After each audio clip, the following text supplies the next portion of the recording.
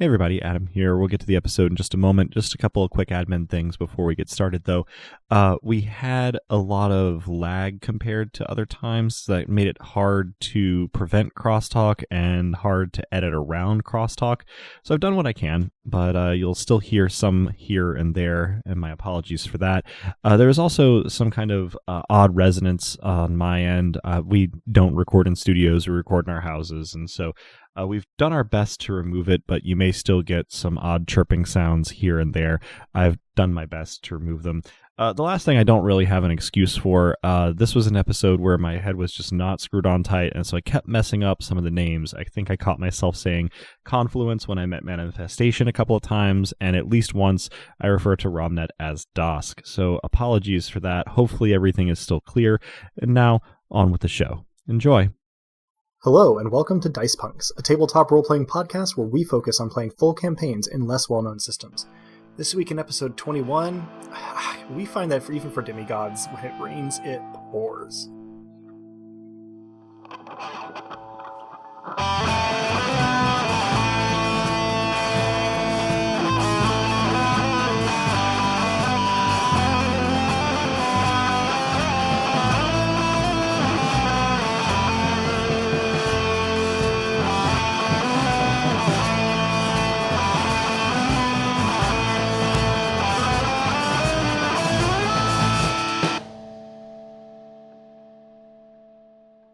Hello and welcome. I'm Adam, your friendly neighborhood game master, and joining me are... Hello, I'm Drew, and I'll be playing Dask Tyr, Regal of Nothing, and Guy, who has become an expert in falling.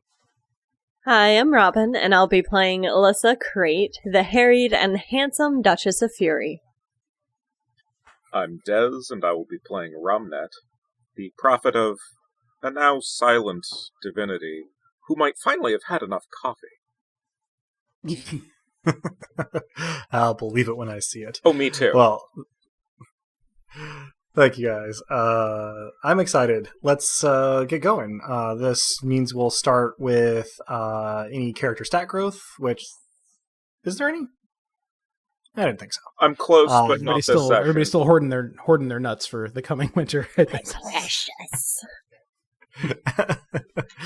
Well...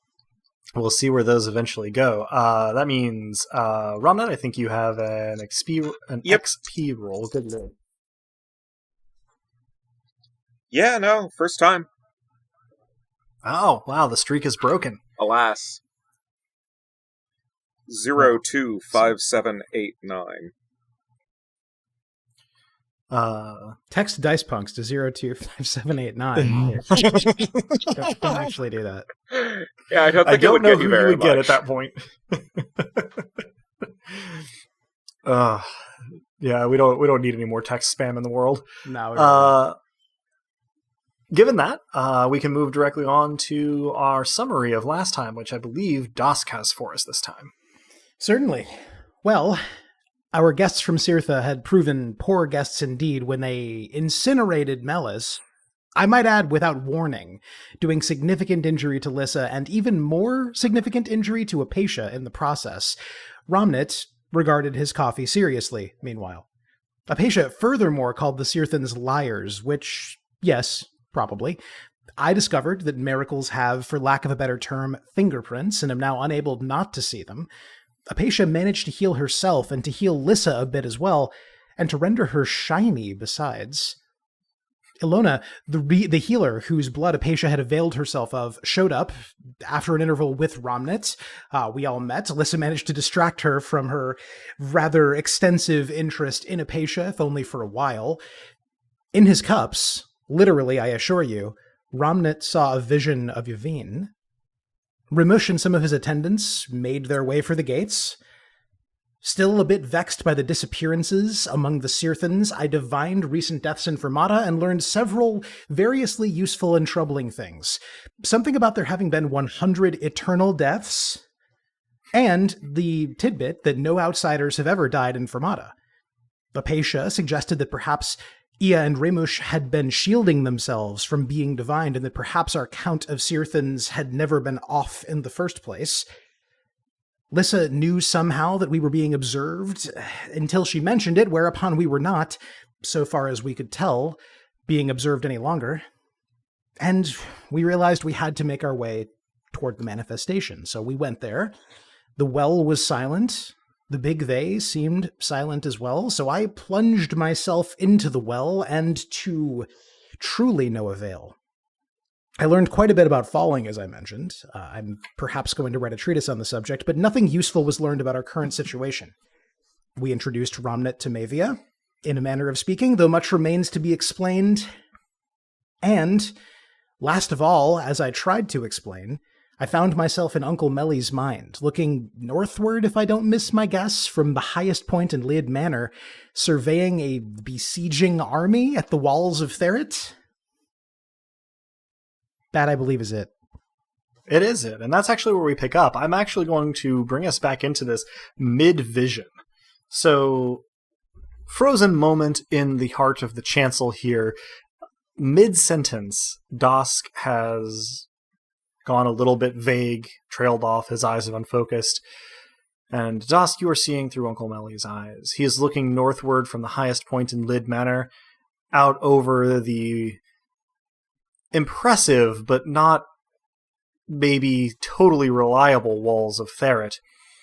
So, a little bit of geography. Theret is not right next to the Shadowed Lands, nor to the river dividing the Shadowed Lands from Taraxis, but that is the direction in which he is looking, and you can just sort of barely see along the coast from this height where the edge of the delta, where the river flows out into the sea, is. And the besieging army seems to go about halfway between out of arrow shot to that delta in this particular direction, and it fills in all the way around out of Uncle Melly's vision to his right, sort of around the landward side of the city. There doesn't seem to be any sort of blockade that he can see from his current vantage in the sea, which makes for a very strange siege indeed, since Theret, as much as any trading city in Taraxis, could certainly resupply by sea. But for the couple of moments where his head is still and facing this direction, you can see a couple of interesting things about this army that you can start to pick out. One, there are no fires lit, despite the fact that night is coming on quickly. And two, the figures that you can make out from this distance vary in size way more than human beings do.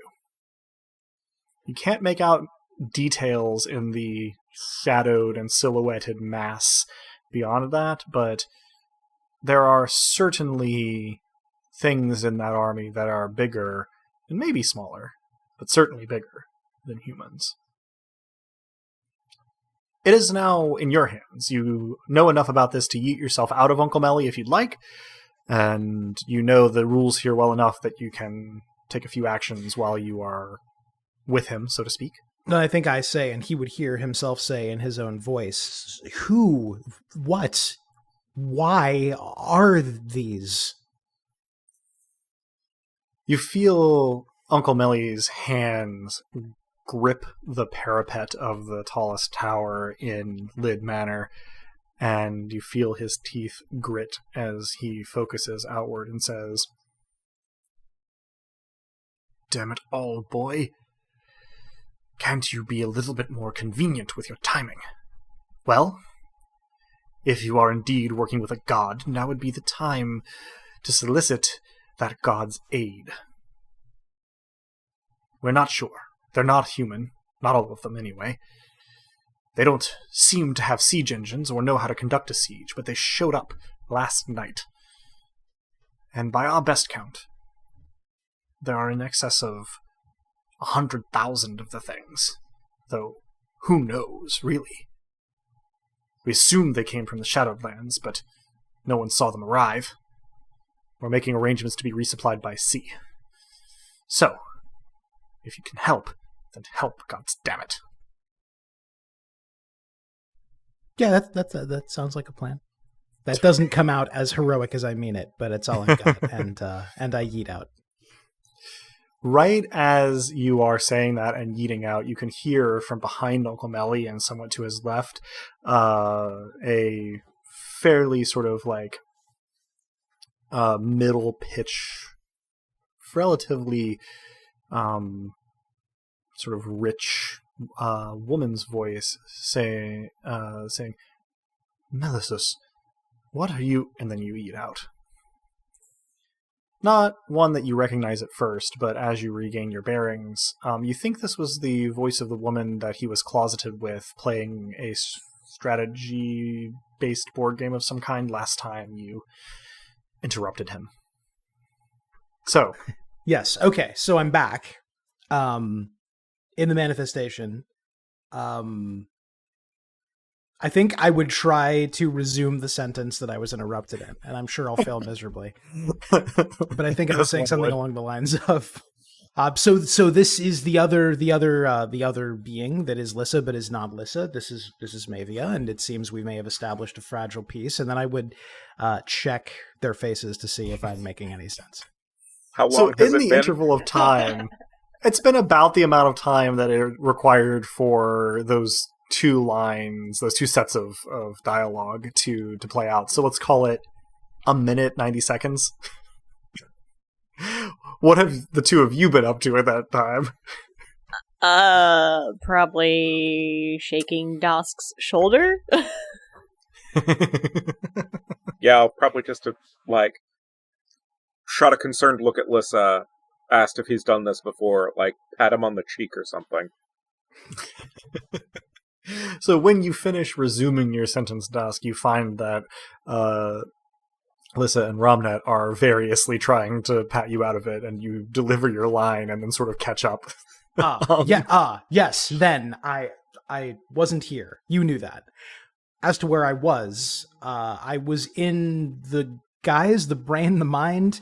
Lissa can explain perhaps, or I can. Anyway, we can enter other people's minds. Have I mentioned this, Ramnet? It's kind of interesting, actually. But I was in my...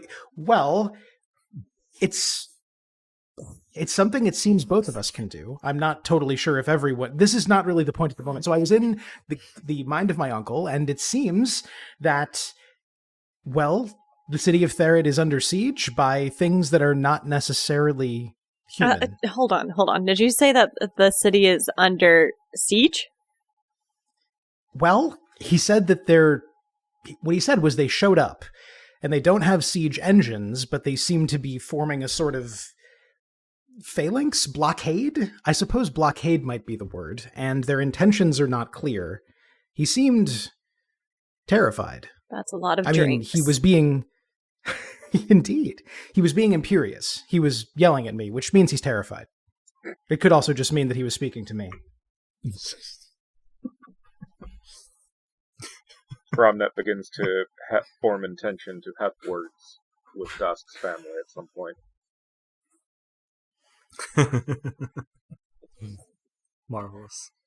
So... Well, I know a lot is going on, but this may be a situation in which I would like to help. Yes, I think it would be best if we want to assist, but also there's a lot going on. We're going to help your uncle, of course. In the absence of the big they, we can still do everything we could do. Yes, have we tried? I mean, I defied physical logic pretty well in the well, but... Out of curiosity, and out of character, do y'all have miracle points? We are the worst for wear, miracle point-wise. That's sort of what I thought. Let me actually, just for the record, I am tapped in terms of aspect, domain, and realm. I have 3 points in spirit. I have a soul point and realm. Thanks, Apatia. We also haven't entirely recovered from our physical injuries. Mm-hmm. So, correct. all in all, as the kids say, oof. Oof. Yeah, oof summarizes it. Pretty big oof. So, as Dask finishes his rumination on your abilities in the absence of the big they them else stairs, I'm going to rule that it is Romnet who sees the phenomenon first, although probably both of our Nobilis feel it kind of like a change in air pressure. Darkness is bubbling up out of the well, flowing over the sides and filling the heart of the chancel. It started while Dask was talking just now and is accelerating in pace. Immediate reaction from Romnet, if any. Sort of make approximately the noises that I'm making and like point behind Dask toward the well. That seems pertinent. Dask and Lissa, I'm assuming you turn to look. Mm-hmm. You see this Yeah. in its acceleration. Already the darkness it's like a solid fog. It behaves like fog, but it has none of the translucence or immateriality of fog. The darkness is absolute in this way. It is almost like the silhouette of a cloud bubbling up out of the well, and it is already throughout the heart of the chancel to knee height by the time you turn around. Immediate reactions to that. Does it feel like anything against our legs? Yeah, No. I will scoop up some of it if I can. It does not interact with your hand at all. That can't be good. I've got a bad feeling about this. This may be related to No, whatever please keep Thomas going. was doing in the well.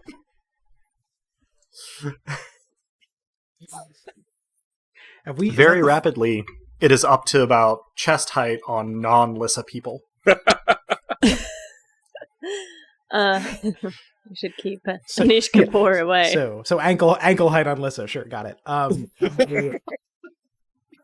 I test just a very simple miracle to see if I can create a bubble where the darkness doesn't touch us around the three of us. You create the bubble, but it has no effect on the darkness. Your intent was clear, your miracle happened, but the darkness seems to ignore it. Now it is engulfing your field of vision for those of you who are not Lissa, and very quickly rising for Lissa herself. Might we leave this place? With respect to our lungs, does it interact like a solid or a liquid or a gas? Does not seem to interact with you at all, other than occluding your vision and increasingly deadening your other senses. Oh, we should leave. I probably offer my arms to the two shorter gentlemen just to make sure that I not only take one arm, but I help Romnet find the other one. Yeah, I will definitely be catching hold of Dask's other arm. Yeah, Mm-hmm. yeah. Thinking that I can feel where Lissa is in a way that Romnet perhaps cannot, I make sure that we formed a chain. you don't have enough miracle points. I was going to try to do. This may be a good I'm going to burn that one miracle point that I have. I'm going to do a lesser preservation of the light, specifically to the. Like I recall there being a narrow stairwell leading out of the manifestation, so I'm going to do a lesser preservation as a barrier to try to keep the darkness within. Okay, you move towards that staircase, and as you pass through the plane from the heart of the chancel to the staircase, you enact this miracle, and the darkness ignores it entirely, like it is not there. And you run up the stairs with Dask and Romnet in tow, just ahead of the darkness, and you arrive in the confluence some time later, with the darkness spilling out of the door behind you, and find that it's too late. The darkness is already billowing at this level. It is not following you up the stairs, but rather coming up in a flat plane throughout Fermata. and it has arrived, and you have just enough time to think an alarmed thought before you are engulfed. Before seemingly everything is engulfed. Nobody lets go of anyone's arms, but sensation disappears entirely. And for an uncountable amount of time, because you have no sensation and you cannot measure time, you float in darkness. That said, it is not all unpleasant, because after some interval, there is something in the darkness, not a presence, not a body, not something to fear, but rather it's functioning as a sort of ether through which energy flows.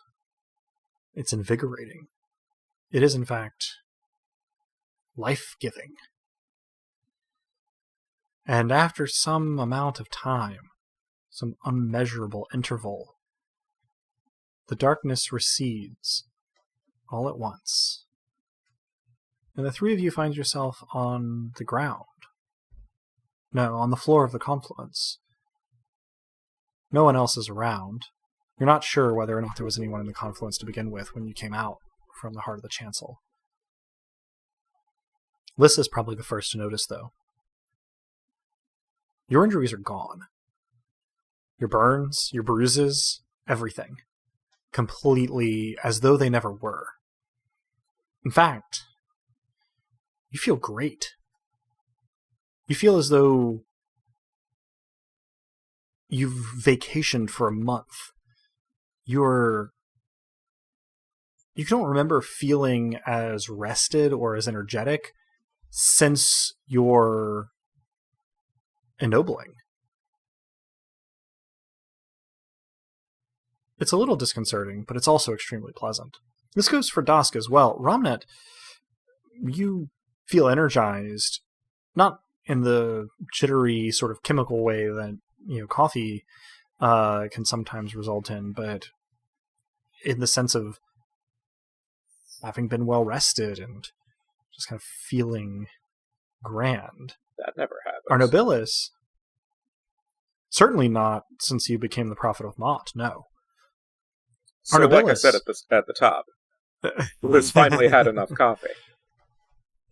Indeed.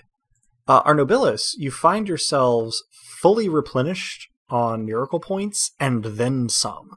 So whatever your maximum miracle points in each of your attributes is, you're full up +1.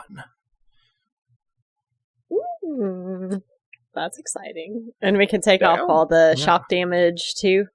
And damage. Shock and killing. Yes, all damage has been healed. Look at you all. That worked out. Yeah, if Ramnet had damage, this would be the case for him as well. Of course. I do try to avoid it, though. But if we probably...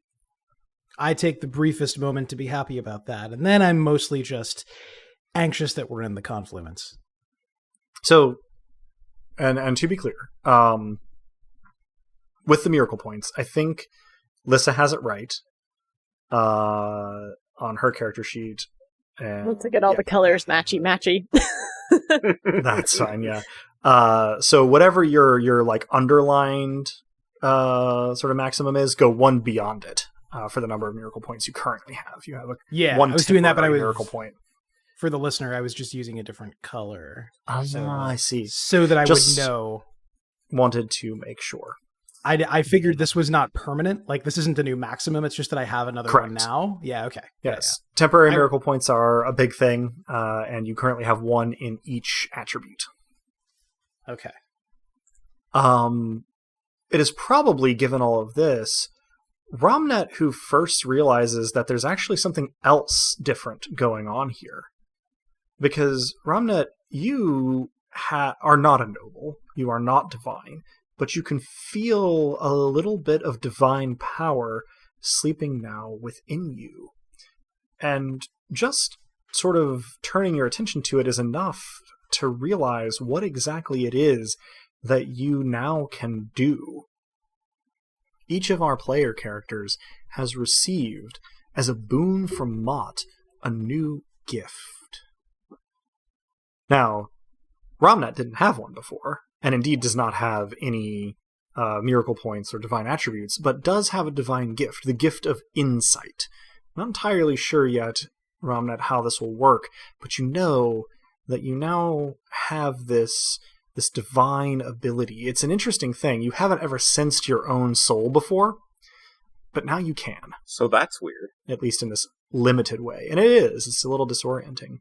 For our Nobilis, it takes you a moment longer, but you also discover that, yes, no, your connection to the shard of Mott that sleeps in your soul has gotten, well, stronger, broader. Lissa, you feel glorious. No, specifically, you appear glorious when you wish to. Dask? You're not entirely sure, but something about being here in Fermata puts you at ease. There's just a feeling of ambient goodwill that seems to flow through you, where before it was, well, at the very least, much less pronounced. A little bit of self-examination will, of course, reveal these to be the gift Devoted Populace, in Dask's case, and Glorious in Lissa's. Can I just go ahead and activate it for funsies? Yeah, so Ramnet in particular, although Dask probably not protecting himself from Lissa's miracles, Lissa doesn't look different. Her eyes, her nose, her mouth, her hair, her features don't change. She doesn't grow larger. But she seems to exude this air of just joy and celebration. Her smile seems to glow. Her posture bespeaks a deep joie de vivre that seems irrepressible, irresistible from the outside. So no change.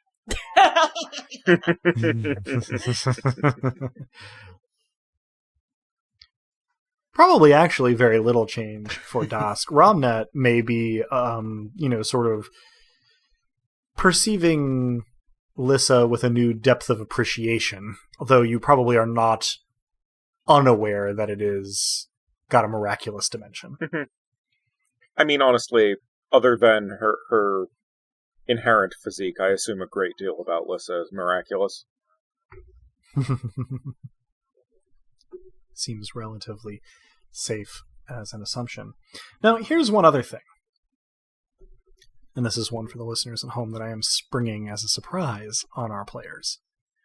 As you look around at each other, one thing about each person's appearance has changed.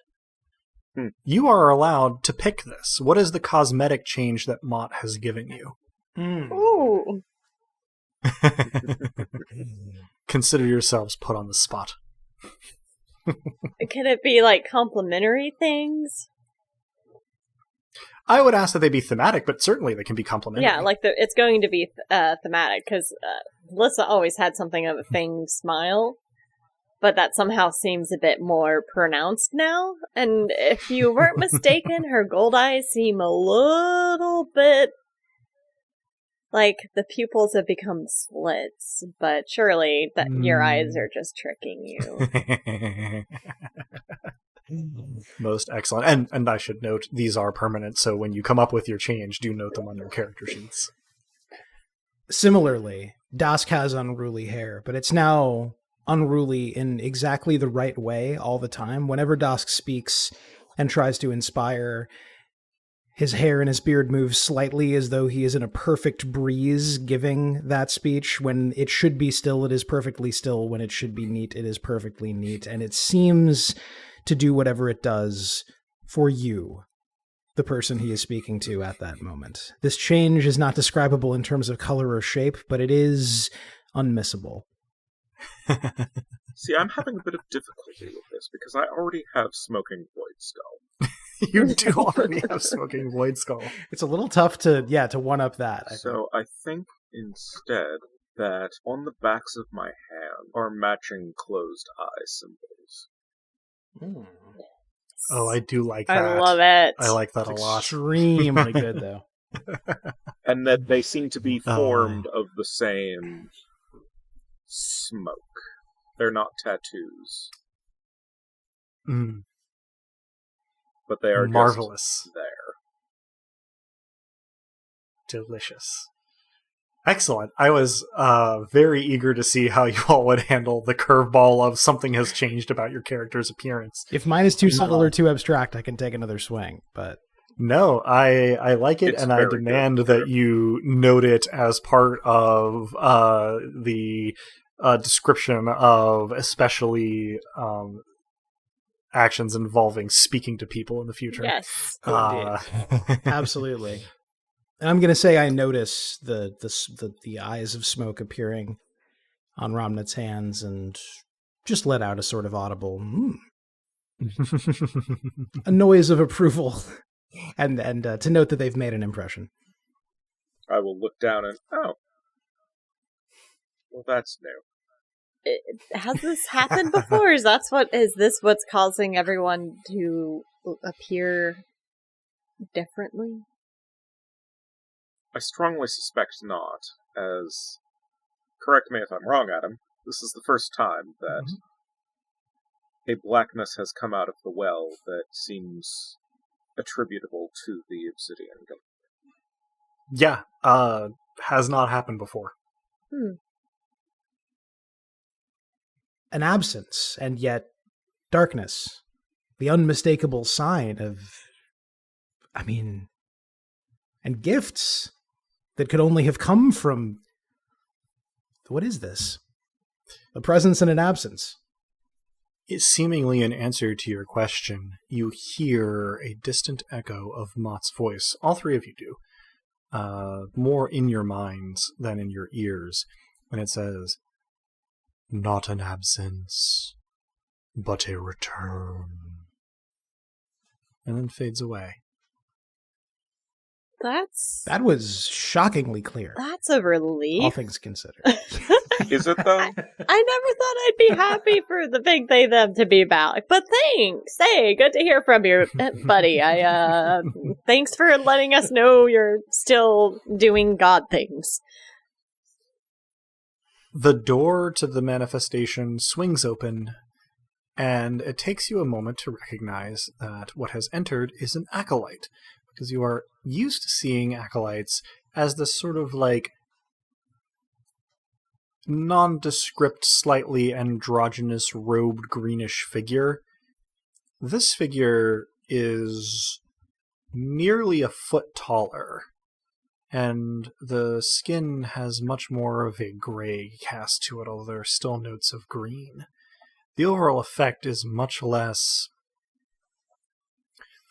servile and, for lack of a better word, lightly decayed, much more graceful. But the robe is the same. In fact, it's the same length, only coming down to mid-shin now. The acolyte sees you and comes in and says, "We were to check on you, my lords, my lady. We are glad to find that you are safe and whole and very dashing." I wink. I cannot help but smile at that, and I say, "Thank you, Timothy." And a single lock of hair passes over my face in a dashing way as I do. The acolyte bows slightly in acknowledgement and then says, "The Great One has returned triumphant, and you have been accorded gifts. Please." From whence have they returned? The acolyte does something you've never seen an acolyte do before. It smiles. How creepy is it? That's a little bit subjective, but I don't know, 30% creepy? Timothy. I like the notion of creepy as a percentage. What a charming smile! Where's this been the whole time?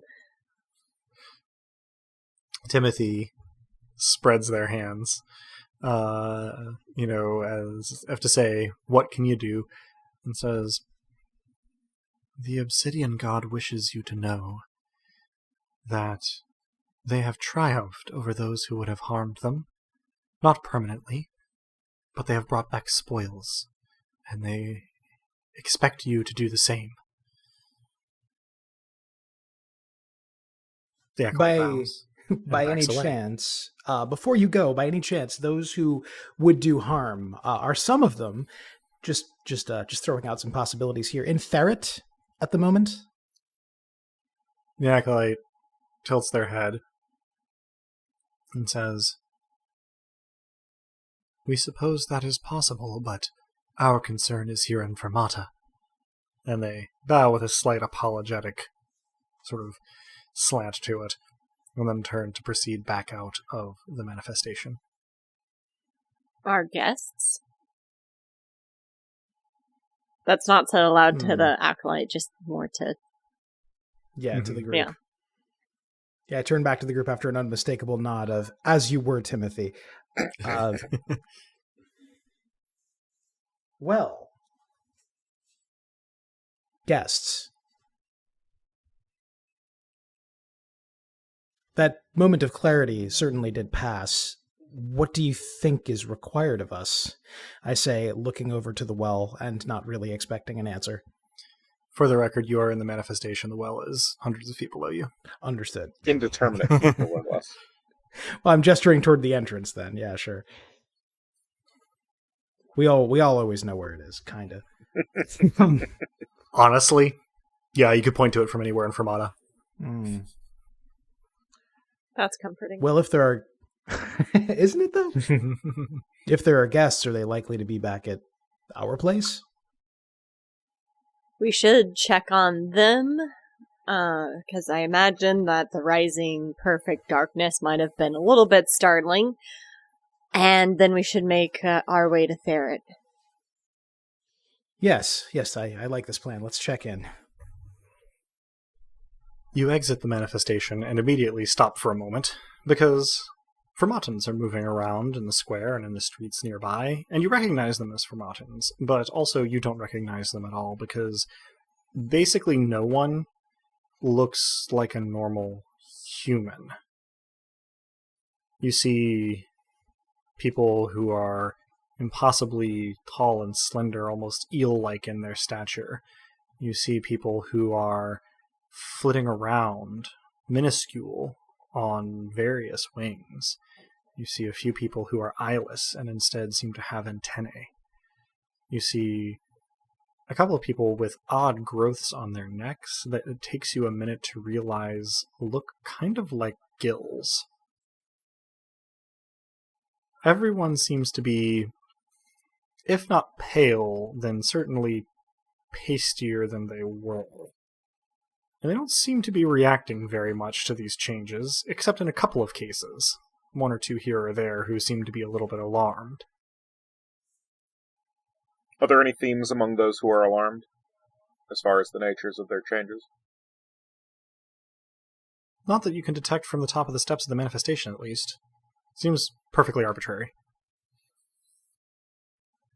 I very discreetly pull a shiny bauble out from my many jewels and necklaces and look at myself and then put it away, having not been surprised by anything that I've seen.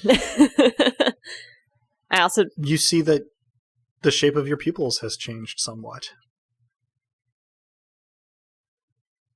I thought I had gills for a moment. I was terrified.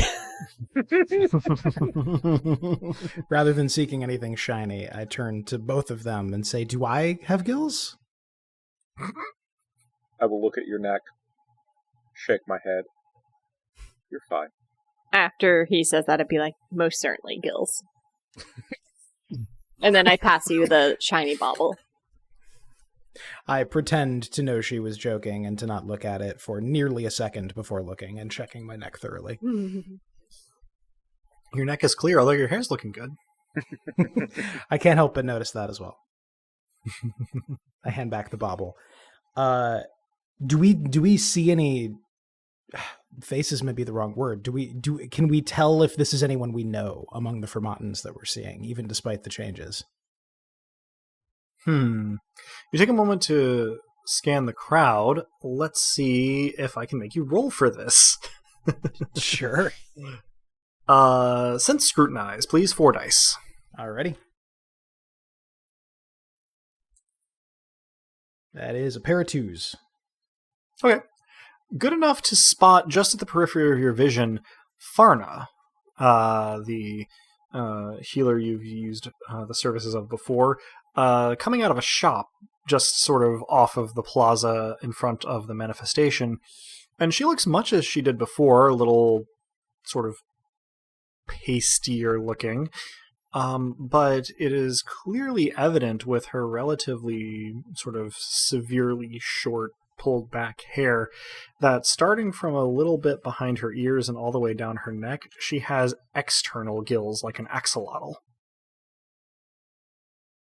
That's adorable. I love axolotls. Me too. I love them all. They're great. The effect... There was recently an interesting post on Tumblr in which someone who actually knew the relevant language, which I believe is Notbottle, which I'm also probably butchering, but who gave a pronunciation guide of how to say axolotl, namely axolot. I learned something today. That's cool. You're welcome. Appreciate it. I love them I'll take a shot at that axolotls. sometime. And Yeah, I think the language you say now, butchering that. No, it was probably pretty close because like you don't say the L in Nawat either. Yeah. The language name is, I don't know. Yeah. Anyway, they rule, and it's cool. Yes. Like anyone who looks like one is fine by me. To be fair, the effect on a human being who you are familiar with is a little uncanny, but, you know, Sure. they're probably pretty fetching as external gills go. Oshlots, as I think we're calling them now, have those little like kind of false eye things. So I definitely pictured her also looking like a ditto for a second. But that passed. Fortunately for her and you, she seems to have her original eyes still. I breathe a sigh of relief, though no one would know why. Do you No, that's not in character. do you think They're- they wanted this change? Do you think it's something they like seem- consented to? Well, many seem unbothered, but consent, I mean, I hate to say it, but almost certainly not. We didn't consent to, I point to Lys's eyes, I point to Ramnet's hands, welcome though they may be, we had no choice in the matter.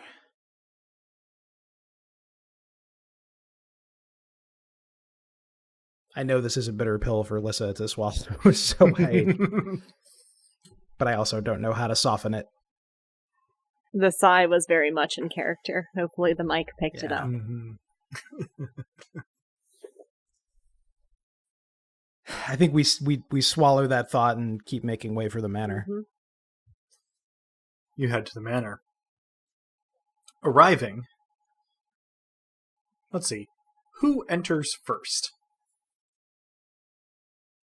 Let's say me. Okay. Dusk. You push open the door, you take a single step in, and then you find yourself falling backward down the stairs and into the street with a sound as you impact, and a shivering, shuddering Apacia with wild eyes and hair is clinging to you.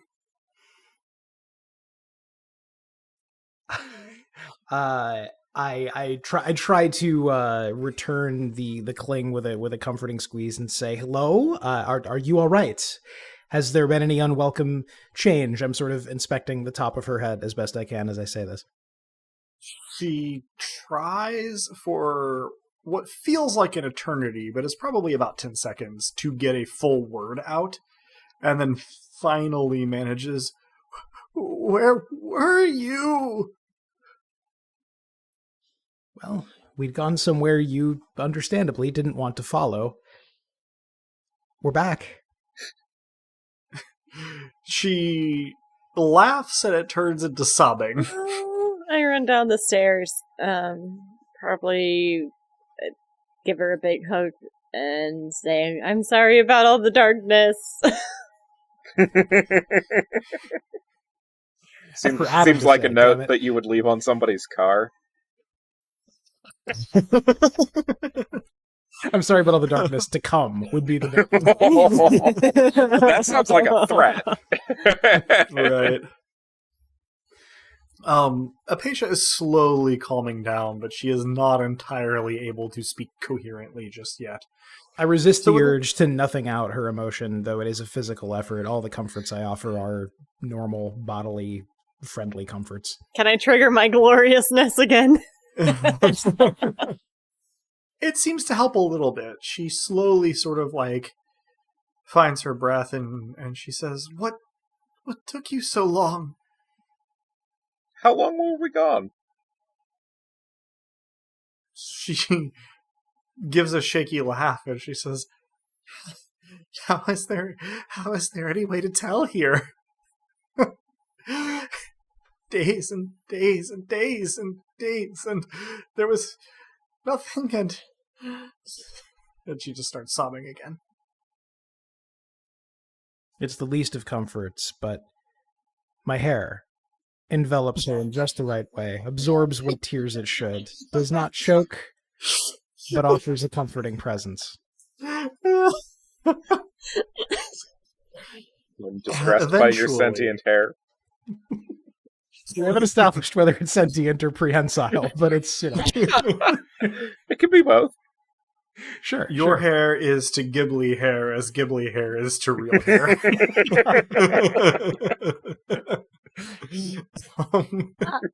I probably stutter out, days and days? Like, it couldn't have been that long.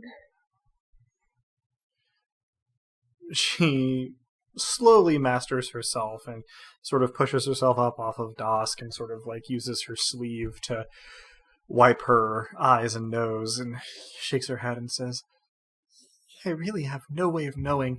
There's not day or night here, but it was a very long time of nothing. It was like being back by the well, but so much more. When I finally had floor beneath me again, all I could do was lay there, and then I heard the door open. She looks a little sheepish and takes a sort of like effort to straighten herself and gives a small bow toward Dask and says, I'm sorry for tackling you. You have nothing to apologize for. We're sorry for leaving you. And for all of it. Yeah, we're sorry. We had no idea what was happening with the well, and the darkness flooding. I'm so sorry. You hear from just on the other side of the manor's foyer, Ia's voice. What's this now? As she sort of walks up and sort of peers through the door at this gathering. She looks kind of haggard. You saw her not that long ago by your own experience, but if you didn't know any better, you would guess that she was a mortal who hadn't really slept in the better part of a week. Are you well? She sort of shrugs one shoulder and says, I suppose. Perhaps breakfast is disagreeing with me. I have taken somewhat, infirm, perhaps. 'Tis unusual. Nothing like this has happened to me since I was a mortal. But perhaps it is being in another's chancel. She again shrugs a shoulder and says, Is your guest well? Peering at Apatia. Apatia, for her part, sort of hunches over a little bit as though she is shrinking away from a blow. She's a bit the worse for wear. In addition to the recent happenings, I believe she's still recovering from... I attempt a pantomime of a person exploding in a burst of sunlight. It involves hands splaying in opposite directions. Ea looks confused for a moment and says, yes, well, she does seem a delicate sort. I shall take to my chambers, I think. If you have need of me, send word. Otherwise, I shall rest until I feel recovered. And she moves in a way that she probably intends to be stately, but comes off as sort of a fatigued shuffle.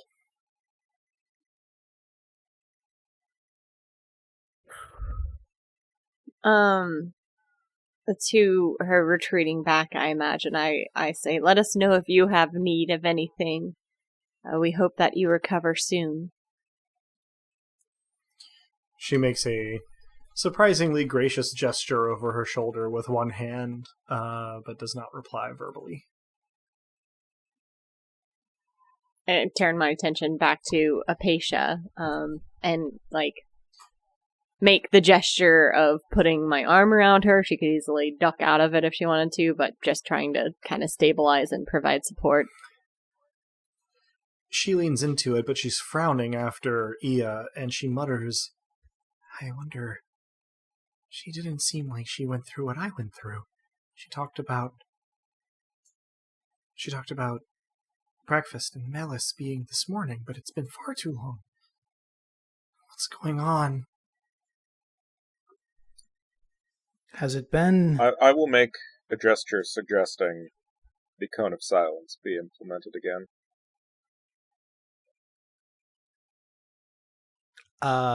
Do I need to roll to see if I understand that? I think I probably do. Yeah, I think you could make a character decision there. I think I would. I think I would. At this point, we have a relatively robust understanding of this kind of thing. And if anybody would understand what it viscerally feels like to lower the Get Smart cone in Dask's terms, it might be Romnit. So yes, I invoke the Cone of Silence. The Cone of Silence is duly invoked. I think that what may have occurred as, well, Melis. Was it Melis or Mewis? Melis with an L. Thank you. Otherwise, very, Mowage vibes there. Don't give me ideas. That blessed Nobilis. I've already made that speech at multiple weddings. Yeah. But I have been vetoed every time I have been officiating a wedding and have suggested it, so good on you. I mean, once it was for the actual thing, once it was just Mowage. Now that I have your attention, please put your cameras away. In any event, Melis was in the well. I suspect that was some part of the fight that our patron was alluding to, and I suspect that their victory is at least part of what has resulted in Ea's diminishment. I don't know for sure, though, obviously. I have that feeling, too. That would explain why she did not experience the same thing we did. Mm-hmm. I'm looking down at my hands as though I've just thought of something, and I'm saying days and days. Days and days. And just for a moment, I go back into Uncle Melly's head. My intention, to be clear, is to see whether the situation in Theret has changed. Uncle Melly is standing near the docks. He's looking out on what seems to be as busy a day of trading as you have ever seen. You can tell from the tension he is carrying in his body that he is stressed, frustrated. He is watching crates get unloaded off of ships, and as he looks at each ship in turn, you can see that their standards are from almost every other trading city in Taraxis. It's rare to see a trading fleet of this type, and it's rarer still to see every ship in the harbor being unloaded. As he stands there, his tension spikes as a messenger in the livery of the Kelevan family trots up and assumes a polite but officious posture. Uncle Melly, gritting his teeth, produces a heavy purse of coins and hands it to the man, who bows deeply and without a word trots away. This seems very normal. My god, my god, may have shown up then. Are you saying this with Uncle Melly's mouth? Oh yeah. Once the messenger is all the way gone and he's, no one would hear him talking to himself necessarily. He stiffens all at once and then murmurs to you with a lot of tension in his voice. Nephew, how kind of you to finally show up. Fortunately, the creatures seem to have no sense of naval blockade, and we've been able to resupply, but it is bankrupting our family. He takes a deep breath, and you feel him force himself to relax. He says, good of you to check in, but we have been paying for provisions for the city to be brought in by ship from other cities in Taraxis. We haven't seen evidence of siege engines yet, but there are large pavilions that are going up day by day. We're not sure what they're for.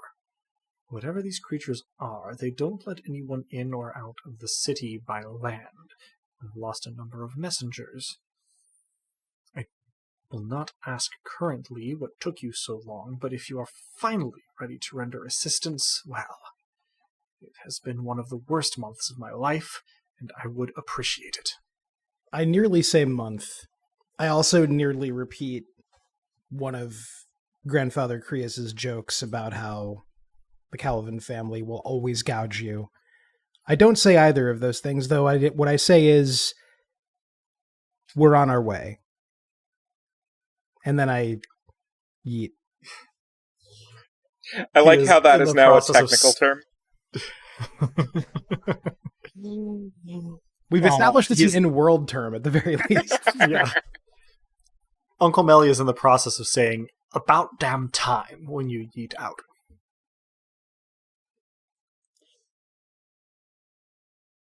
By a mortal estimation, I say, it's been a month. Month? I would also remind us that in Taraxis, a month is like 60 days. I'm also going to check on... this can wait, but Lissa's going to panic and check on Varric at some point. I mean, it's up to you when it happens. Rumnut so you will just mutter to himself days and days and days. And God damn. Well, I suppose that is the operative thing here. I'll probably say excuse me for a moment and then check on Varric. As you yeet into Varric, you hear me beginning to explain how the yeeting works to Rumnut. Lissa, you jump into Varric's senses, and he is in the process of looking at himself in a mirror. He has always been a burly fellow with a lot of hair. His beard, though, his hair is still hair. His beard now seems to be moss and lichen, and he is inspecting it in the mirror with an air of mystification. Oh, Varric, I am so sorry. Your friend's He jumps and says, "Oh, is that you, lass? Well, it's just going grey anyway, I suppose." And he sort of turns his head one side to the other, looking in the mirror, and sort of tilts it up to look at it. He says, "Oh, I don't know, it seems relatively dignified." It does suit you, but it's not anything that you asked for in coming here. He shrugs his shoulder and says, "Well, aye, but lots of things we don't ask for happen to us, lass, and you should have seen my neighbour. Had some kind of feelers on his head. Pretty confused, although he seemed to be coming around on it, as it seemed he could smell emotions or something. I don't know. It was odd." That is disconcerting. If you want to get out of here, just say the word. But there is some kind of siege occurring in Theret, so I suspect we're going to go make sure that Dask's uncle is okay, and then I can get you out of here. He says, "Oh, lass, I don't have anywhere else to go. I like the people here, even if they're less people by the day." And he chuckles to himself. And says, "You know, it's growing on me." And then pauses and chuckles to himself. Do you get it, lass? It's growing on me. I liken that joke a lot. I miss seeing more of you, lass, but I know you're doing important work. Don't worry about old Varric. He'll be fine. If you're sure, but remember that if you ever want to get back out into the real world and under the sun, you just say the word. He says, "Oh, I suppose maybe one day I'll want to, but you know, this isn't the worst thing that's happened to me in the last couple months, so we take it in stride, eh?" Yeah. All right. I'm gonna go check on Dask's uncle and whatnot, but you take care of yourself. Aye. I'll let you know if anything is up. I exit his mind. Okay. You exit his mind. You do not find yourself back in your mind, though. It takes you a moment, but the perspective that you are seeing is looking out of a window at a landscape that is familiar until it's not. The window itself actually also becomes familiar the longer you look at it. It is in your parents' home. The landscape outside is familiar. You've looked out this window yourself. Grassy, rolling hills should be off into the horizon. But after the first row of hills, instead you see nothing but sand and dunes.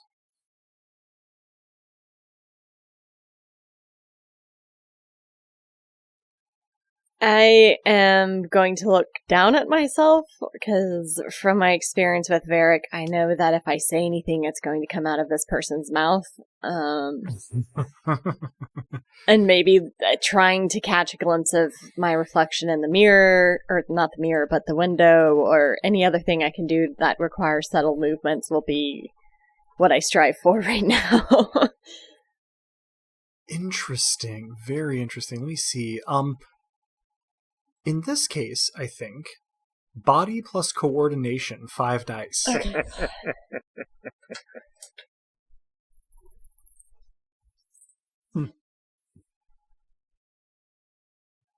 Oh, 0 pairs. Oh, no. So you attempt to look down at yourself, but you can't control the body that you're in. However, whatever attempt you made does not go unnoticed, and the body that you're in jumps slightly, and you hear the voice of the body, a familiar voice. You hear the voice of the body that you're in mutter under its breath, "What the hell?" And you recognize the voice as well. You are in the body of your sister. You are in the body of Rowena. Oh, I kind of want to leave, but I also need to know what's going on.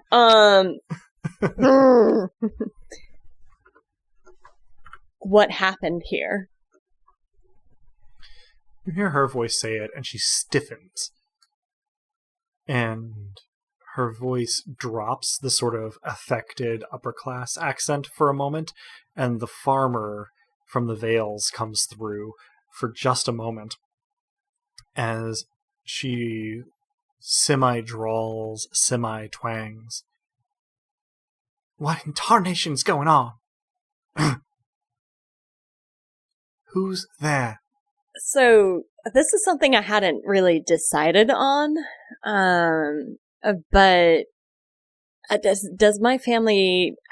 I imagine that they're kind of like many farmers. They do sort of work and have a religious aspect to it. So, yeah, I would say that your family does a lot less of the actual working part, but puts money toward the religious observances as a show of wealth and sort of social clout. And to clarify, when I say work, I mean like those old Appalachian-style rituals that are kind of like performative extensions of religion.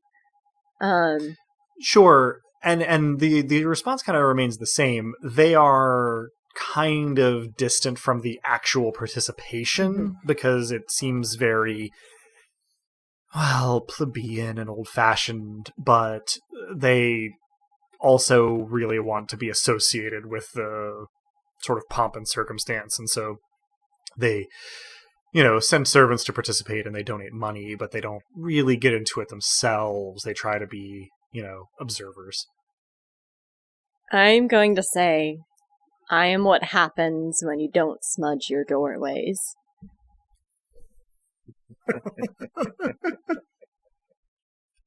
You find yourself yeeted back into your body as roaming fits.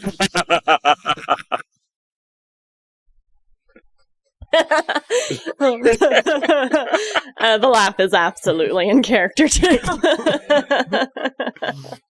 As you're in your own body, you're hearing me say, so they speak in their own voice and they're not always happy about it. Uncle Melly, you might actually like when you, and then I noticed that Lissa is back. Yeah, Lissa begins laughing. And then I kind of cut my hand around my stomach because it's a belly laugh, and oh, Varric's fine. Yeah, he's got a very stately moss beard. And what are you laughing sounds about, like it. then? That sounds like it would suit him, but yeah, it doesn't sound hilarious. Oh, he was making a joke. He said it's growing on him, and I told him I liken the joke a lot. And how apparent is it to the rest of us that you're lying? That's going to be a roll, actually. If you're trying to detect the lie, that's going to be a roll. Sense empathy? Yes, it's sense plus empathy to detect the lie, and it is charm plus lie in order to conceal it. Okay. So that is a pair of nines. Nice. No matches over here. Oh, pair of nines. What? Pair of nines and pair of nines. Tie goes to the defender. Yep. As far as you can tell, Excellent. She's giving you the truth. Nicely done. Not lying, per se. Yes, yeah, but I made Romnet roll for his lie of omission, so... Yeah. So you shared the joke and then you had to leave. Yeah, Varric is a fun guy, but I couldn't stay there too long. I take it back. I need more coffee.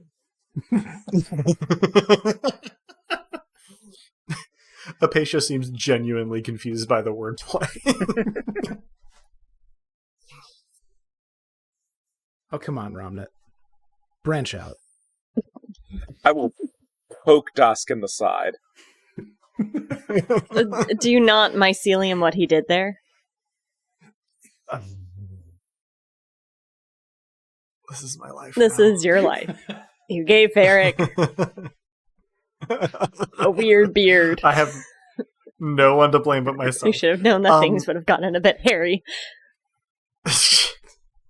At any rate, Varric kind of filled me in on some talk. Let's check on Uncle Millie, but I think the outside world might have been impacted by whatever's going on here too. Certainly. I mean, whatever else is true, Theret is in need of assistance. It seems that they're still blockaded by land, which means they can only resupply by sea, which I won't give you a dry economics lesson about the nature of trade cities, but it makes for some unhappy merchant families and some other very happy ones. It's but the happy expensive ones in aren't an mine. extortionate fashion. Yeah, what he said.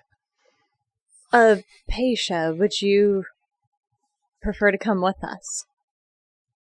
She nods vigorously. You would think Of that I course. might be able to come with you. Would you like to? I don't know how long it's been since I've left. No, I will phrase that I don't know how long it's been since I've been not here. It also gives you like a queasy feeling to talk about leaving, but not one that you think would necessarily prevent you from doing so. Okay. Sort of like how people who get motion sick can still get on a boat. Right. I suspect it's intended that I am not tied here, but certainly connected. It's probably at about this time, just being kind of on the doorstep as you are, that Apatia, if no one else, will notice that Fermata doesn't actually look exactly the same. It's all still obsidian and darkness and silver limning and canals, but where before the architecture was relatively Brutalist? rough-hewn, relatively cyclopean, now, other than the manifestation, which is entirely unchanged, everything is relatively graceful looking. Even the exterior manner, the floor plan hasn't changed, but the way it presents to the street is much more delicately carved and shaped, with curving lines and sort of swooping features. Everything seems much less rough. I wonder if the big they is taking cues from us. I have lost count of the number of times I've said the words bright and soft to Timothy. Maybe the message was received after a fashion. It's an improvement, at any rate. I can appreciate the craftsmanship, even if it's not forged. And it is impressive. To the gates. As to the matter at hand, you are both extremely welcome. I must emphasize that we have every reason to believe that this will not be an especially safe venture. Apatia gives you a bit of a smile and says, "Is there such thing as a safe one?" Her teeth are very sharp. I return the smile, though of course my teeth are quite dull by comparison, and say, not lately. I also return the smile, and my teeth are sharp. I will shrug. A couple of them are. Yeah.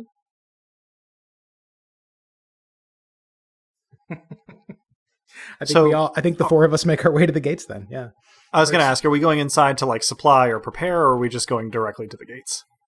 I mean, I would need to go home to pick up a blade.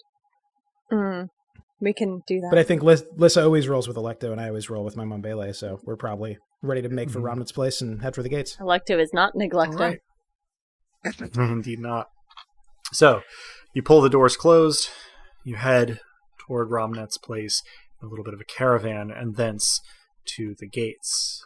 I will ask Timothy, if we come across a Timothy, to let Avine know that Ia may yet need seeing to. The acolyte that you find bows and says, "She will know as soon as she awakens, and perhaps sobers up."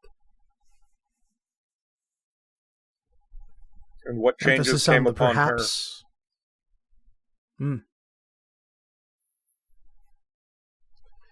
I like his question better. What changes came upon her? The acolyte sort of tilts their head and says, "Why, she got drunk."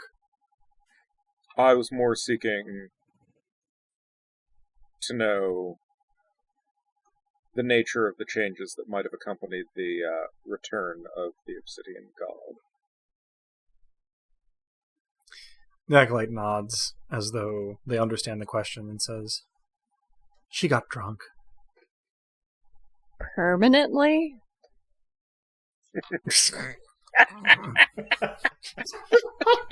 The acolyte sort of looks quizzical and says, "It is not presumed so." I should hope not. The acolyte bows and then moves about whatever business they were going about in the first place. Thanks, Timothy. Are we proceeding to the gate, or are we going to check on Aveen? It would probably be wise to check on Aveen. I'll give everyone else the option, though. I think we're sticking together at this Well, point. Yes. right. Okay. So the question is, are we or aren't we? I think we should, at least out of courtesy, to let her know that we are embarking. I think we should. And if Uncle Melly has waited a month, which it seems he has, unless he's being dramatic, but let's assume he has, he can wait another 10 minutes. All right. So you set off in search of Aveen. So in what way are we attempting to locate Aveen? I'll take us to that house. Well, Ramna, yeah, he had a vision, right? So we know. True. Now, you don't know where the house she was at is. You know you'd recognize it if you saw it, and she doesn't seem to be there, right? You saw in your vision her leaving it. Fair. Could do Can I a divine realm for her? miracle, divination. Yeah. Okay. As a matter of fact, Aveen is without an Octoritas, so if she is in Fermata, yes, you can locate her that way. And so all it takes is a moment of concentration and the invocation of a miracle, and she's at the nightcap. We probably could have figured that out without miracles, but all right, to the nightcap. The thing about miracles, from what I understand, is that they're efficient. Highly, if occasionally unpredictable. So you have to pass through the canal, as you are currently in the Quiet City, and you head to the Riotous City, and you head to the nightcap. What does it look like to And- me as I am passing through the canal now that I can, as you say, see the truth?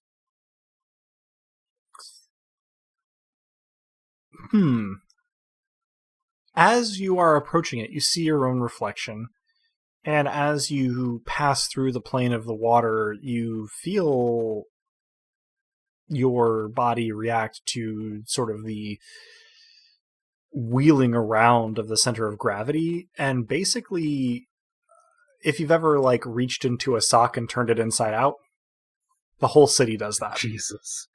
That's disconcerting.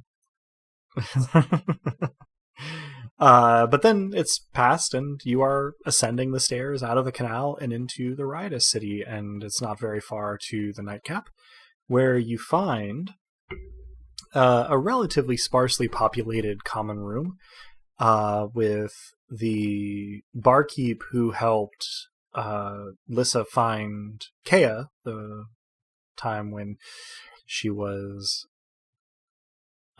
thrown through a window. Sorry, Kea. But, well, I say thrown through. She jumped through, but that was my fault. Your fault. Yeah, that barkeep is there. Kea is actually also there. And interestingly, she has, well, also changed. She looks the same, except for two things. She has relatively long, pointed ears that seem to have moved up a little bit from their normal human position. That is much less noticeable than the other factor, which is that her whole body, everywhere you can see skin, phosphoresces slightly in a sort of eerie blue color. But she's just bustling around the bar, handing out drinks to the few patrons that are there. One of whom is Aveen, seated at the bar, with her head down on her arm, turned to the side, and very occasionally pushing herself up just a little bit to take a swig out of a stone mug.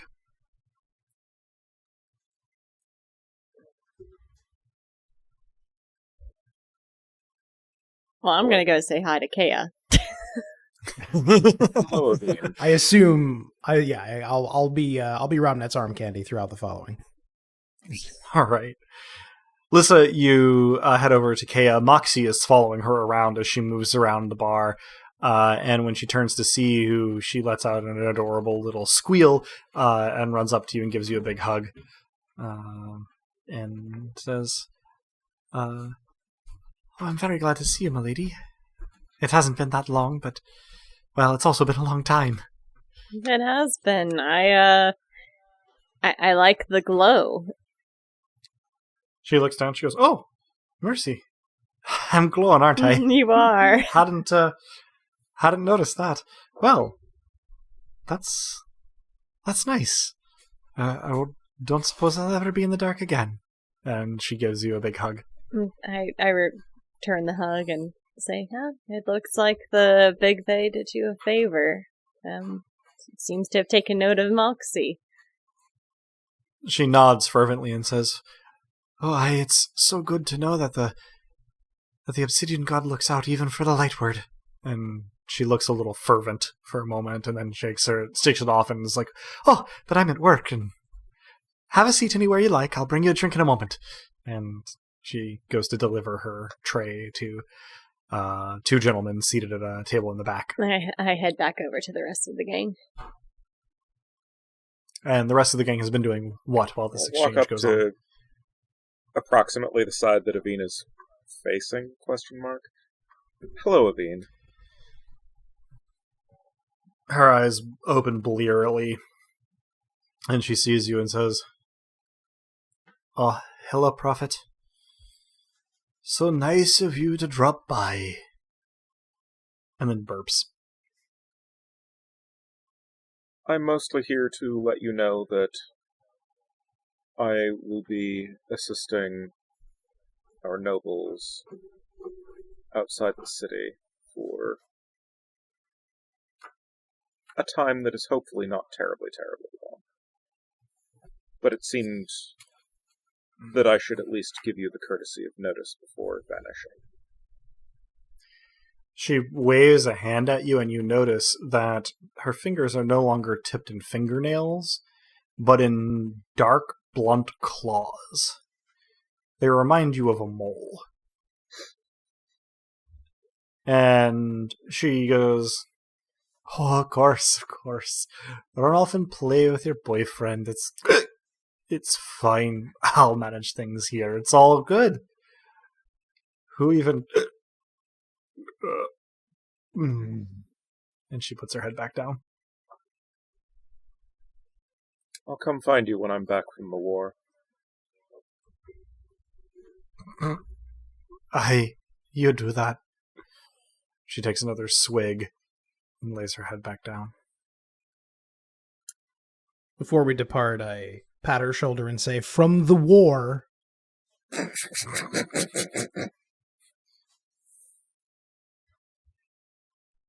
She doesn't react immediately, but as you are moving back from her, she raises a clawed middle finger in Romnet's direction, and it sort of wavers there for a second and then falls to her side, and she starts to snore softly. Am I standing when that occurs near her? Yeah, you've walked up in that. I don't know the context, but I very just quietly take her hand and put it back down on the table when she tries to fuck him off and say that's rude. And then do a These are facts. lesser creation of furious joy, because I see that she's in a rough state, and not everyone acts like themselves when they're drunk, so I'll let their rudeness slide this one time. Okay, all right. Let's get a command inspire for your success rate at inspiring the kind of fury you like. That's going to be a pair of 4s once my master die is taken into account. Indeed. So you do a miracle to inspire furious joy, and as her snores start to emanate from her seemingly fully passed out form, she does seem to relax somewhat into the bar. The barkeep sort of looks up at you and says, that'll be the first piece we've had all day. Well, I'll be sure she's all right when she wakes. Milady, my lord. Lord Prophet. I put a handsome Thank you. amount of coins on the bar for them and smile and wink He at them. nods at your placement of the coins and looks slightly alarmed at your nod and wink, but gives you a smile, like kind of questioningly, and goes about, kind of tending bar. It's the teeth, isn't it?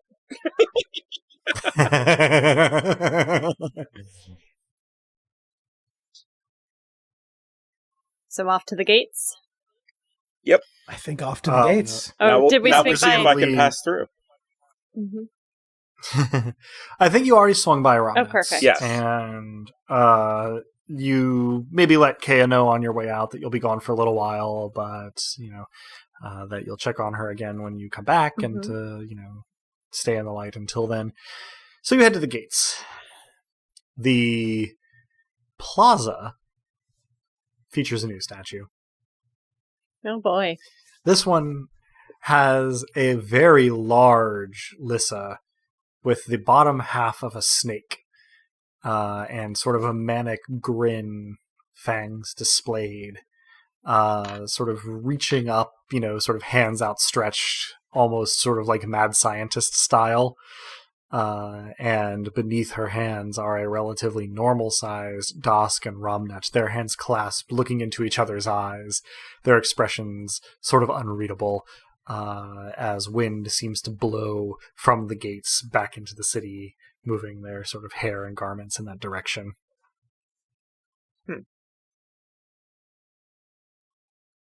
I'm not sure this is accurate. I was going to say, is that bad? Yeah. No, you're much more It is handsome in person. Very interesting rendition of your Smoking Void Skull in stone, in that your smoking hair and your smoking eyes are sort of like lighter veins through the obsidian. It's a really interesting effect. Nice. It's a somewhat handsome, if inexplicable, rendition. I just don't get why they went for the bottom half of the snake. Like, my thighs are some of my best features.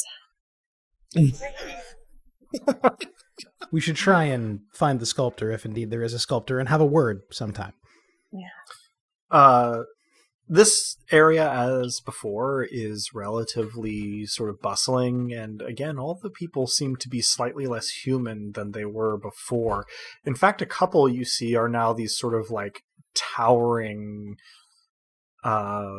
seemingly eyeless forms, very bulky, very strong looking, kind of wicked claws, but they're moving around as though they're doing just normal Fermotan everyday stuff, and others of course have various nocturnal and troglodyte features kind of pasted onto them. In fact, you get a glimpse of Ilona with some bat-like wings growing out of her back, otherwise unchanged.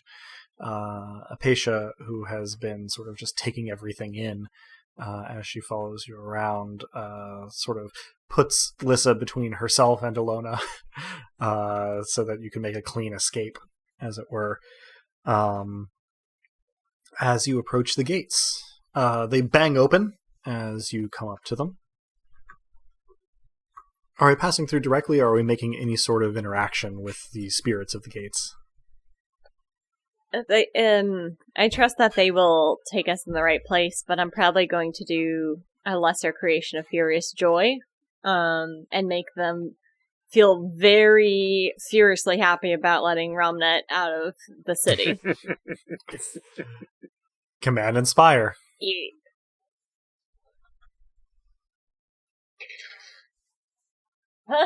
Two fours again. All right. They seem to respond more or less as you had in mind, and spring open at your approach. You pass through, and you feel that sort of falling sensation before the four of you are deposited At the moment we begin to fall, my hand grasps Romnet's, and if he's getting held back, so am I, is the thought in my head. Okay. Yeah, the four of you are deposited in the sort of front plaza inside the gates of Lid Manor. You have exited the front door, the main entrance of the household, and you are standing amidst the topiary and the cobbled drive leading up to it, and the statuary of the various patriarchs and matriarchs of the family, and the marbled columns. It is early morning. No one seems to be in evidence. And Romnet, you pass through with an extremely queasy feeling. You have to lean on Dask a little bit when you get to the other side. But it allows you to pass through, and the queasiness subsides relatively quickly once you're on solid ground again. Good. You suspect that there is perhaps a limit to the amount of time you can be gone from Vermata, but you are allowed to leave. It is interesting to see the sun again, because you can remember seeing it before, and yet it feels entirely new to you. Yeah, we'll look up and just sort of blink at it, and then realize, no, I probably shouldn't be staring at this thing, and look away from it and continue blinking. So here you are, all in Theret. Apatia immediately goes stiff. And as you turn, she says, "It would appear that I have gained a sister. Oh my." A sister? Congratulations. I hope. She chuckles nervously and says, "I hope so too. Having exited your chancel, I can feel her. I can't say exactly where, but she turns in the direction of the sea, more or less in the direction of Diamakor, and says, "It would appear that Mother Nyx has selected a new Nobilis to join me in serving her." She seems not entirely excited about this. Is this the first sister you've had? My whole life I have been Mother Nyx's only prophet. I wonder what she's like. My hope is that she's as kind and wonderful as you are, but if not, you have an adopted family here. She chuckles a little bit and says, "I appreciate the thought, but, well, now that I'm not in your chancel anymore, I am no longer as autonomous as I was. Mother Nyx is distant, but I can feel her again. And, I doubt she is pleased with me." She nods and she says, "But I think I am where I need to be." And she sort of squares her shoulders, and at that moment, the gate at the end of the carriage drive swings open, and Dask, you see Uncle Melly striding in. At his side is the woman that you saw closeted with him the one time and heard the second time. Lissa, why is your grandmother here? Mm-hmm. I try to hide. I noticed that... Okay, hold on. How do you indicate that you're trying to hide? I was going to say, what exactly do you do? I'm going to try to duck behind a topiary or something. Whatever is nearby that could ostensibly make me less noticeable. I make an attempt to catch you by the wrist, and I said, if you'd like, I could probably hide you absolutely. Please. All right, so presuming that I don't have to get through Lissa's Toritas, and she's consented to this. Yeah, with her permission, you do not have to. Yeah, this is an extremely a simple matter, I think, but essentially, there's a rippling bubble of nothing all around her, so that when you look, it's not the same as when I assume the aspect of nothing, which is to say you don't see some specific thing that's obscure to me. You would see nothing at all. It would seem as though space continues. You might see, again, a ripple as though it were a very hot day, but nothing else. Okay. All right. You think you have managed to hide Lissa. Melissus sees you, Dask, and sets his shoulders. Lissa, your grandmother, sort of glances at him and then falls into step kind of behind and to one side of him. and it's been a minute since you've seen her. Her hair is now completely a steel gray, falling sort of to just below her chin in sort of loose waves. She's tall, but not as tall as you are, and dressed more finely than you remember seeing her. But her look of determination is as intact as it ever was. Dask, this woman gives you the same vibe as Creasus Tyr used to give you, sort of before his infirmity. And they both sort of stride towards you, and as Uncle Melly comes within range, he says, "Well, praise the Obsidian God, I suppose. Glad you finally showed up. But not in a position to refuse any help. So, wait, where's your betrothed?"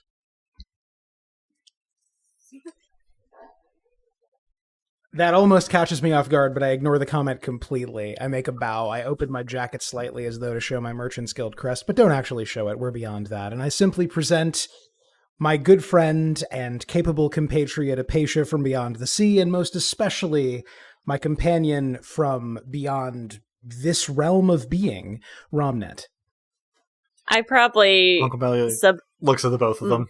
I probably subconsciously, at the mention of betrothed, reach for Apatia's hand. Just seeking who some tactile comfort from. Apatia keeps her cool remarkably well. Apatia bows in the sort of Diamok fashion, and says, "It is a pleasure to make your acquaintance. Melissus, was it?" And Uncle Melly sort of looks at her and then looks over at Romnet and says, "Well, I suppose I'm glad you brought allies, boy. Where's the Duchess, though? Is she around?" She'll be arriving shortly. I see. I will. She was a bit indisposed. Offer the. Would you mind? Yeah, go for it. I will offer a firmly polite greeting of the sort that high-ranking types from one faction might offer to another without necessarily being certain of their precise intent. Charm plus graces, my fellow. Indeed. Except that it's charm plus Which fascinate. for the listener... Ah, right. Yes, because of your troubadour past. So what would have been 2 dice becomes 3 plus a master die. So the pair of 3s becomes 3 3s, becomes 3 7s. Indeed. Uncle Melly sort of looks you up and down and says, "Well, Romnet, was it? You seem to know your way around high society. It's good to see you." And he shakes your hand firmly. Does he react to any part of my everything? Smoking Void Skull? Not at all. Fascinating. Suspiciously not. Practiced diplomat. Oh, this yes. Guy. Sure. For the record, the woman he's standing just ahead of is openly staring at you. Do I, by the way, recognize Lys's grandmother at all? You have seen her. She was closeted with Uncle Melly when she was playing board games. Yes, and I asked that badly. Did I recognize her then from previous mortal life? I don't recall. No. Okay, she gotcha. is Similarly unknown to you before having seen her playing board games. Similarly, Gotcha. have I ever performed here? You have probably been to Theret. You have certainly not been to this place, although you will recognize it as being in sort of the richer part of town. Okay. Can I take an action? That's certainly. A what is question. it you wish to do? I would like to do a lesser creation of furious nausea in my Meemaw. Damn. That was, I must say, one of the great sentences in the history of history. Before introductions get any further, you just know that feeling where you're suddenly sure you have to vomit. Go ahead and roll command plus inspire, I guess. Congratulations, you are inspiring your mother or your grandmother to puke. 2 10s. 2 10s. She immediately turns, looks absolutely mortified, and ejects her breakfast onto the cobblestones. She looks confused and horrified by this. It's that classic critical success Yeah. problem. Melissus turns to Lys's Mima and goes, "Ilari, are you all right?" And Dask, he seems weirdly panicked for this, and she sort of waves him off and sort of takes some deep breaths and stands back up and says, "I think I'm all right. I'm not as young as I used to be. I suppose the wine last night must have gotten to me. Sorry for the interruption." Servants are scurrying out of the mansion to clean up the vomit. This is probably the wrong moment to ask to be introduced.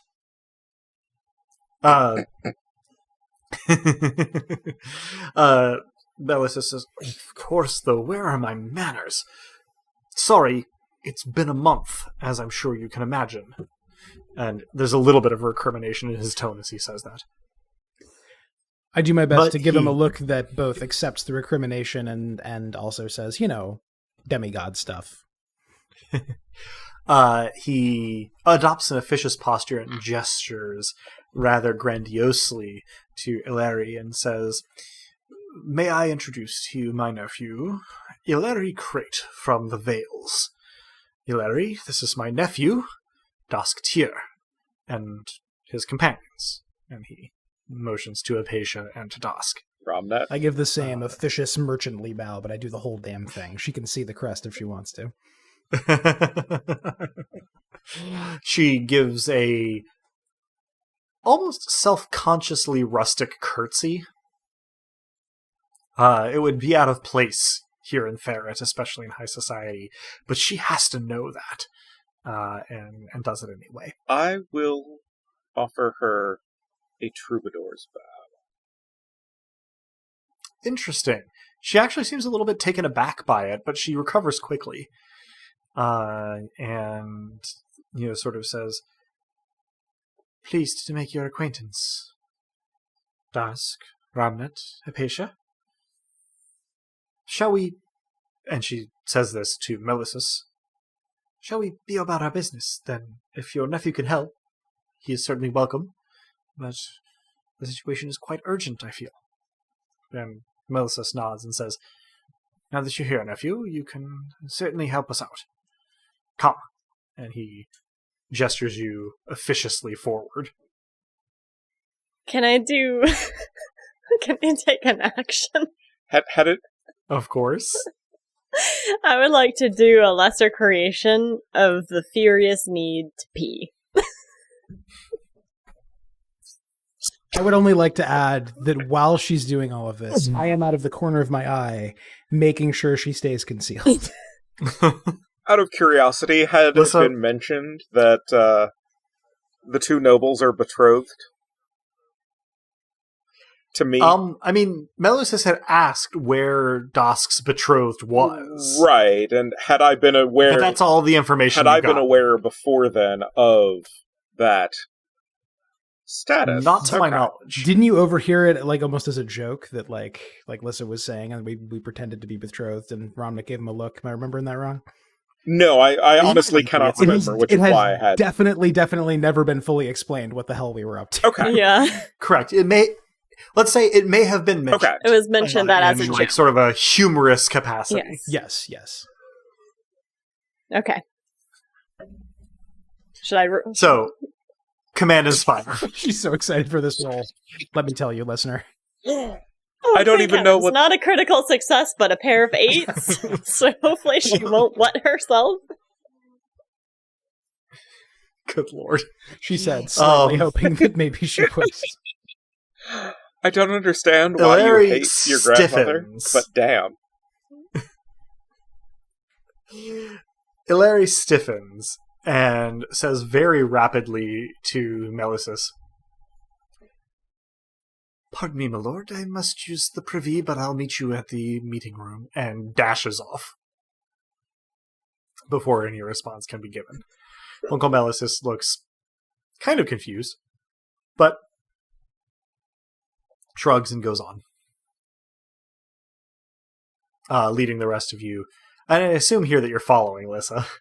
Yeah, I'm gonna try to murmur under my breath. Can we talk for just a moment?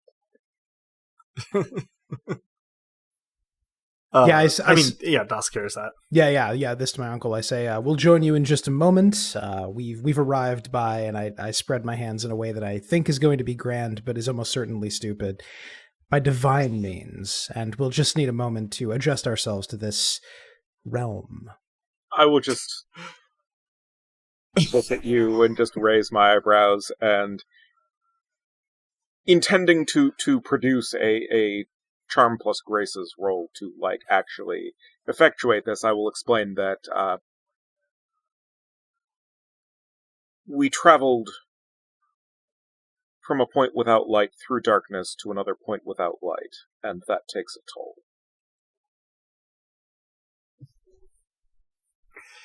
Go ahead and roll that charm roll for me, Ramnet. Just 3 5s becomes 3 7s. Sure enough, Uncle Belly seems to like you. He sort of nods and says, "Right, of course. Well, my nephew knows where the council room is. So, we shouldn't be long. Quick as you can." And he continues on. And the four of you, with Apatia, are left sort of in the hallway. Ramnet, this is probably, including the manner in which Dask and Lissa live in Fermata, the richest, most opulent surrounding you've ever found yourself in. Marble, carpets, tapestries, stained glass, sculptures, paintings. It's extremely posh. A place I would have possibly literally killed to play. Indeed. So I think before we fall into the council room, I see what I do not make Lissa visible, but I do ask what's going on. There's no easy way to say this, but your uncle, remember what I said about how our family should never meet? Oh. Yeah. Great. Oh. We're not, but we need to just clarify the betrothed thing at the first possible convenience, and could you clarify a bit that for me? It was a contrivance of convenience in a moment when we needed to convince my uncle to provide us with a ship, and we have not yet had the opportunity to disabuse him of the notion. I assumed that he knew we were joking. I mean, I'm never quite certain what he believes when I speak. You can let him know that the Obsidian God frowned upon the match. I could let him know that the Obsidian God frowned upon the match. Oh, that might be better. He likes you. Just say that.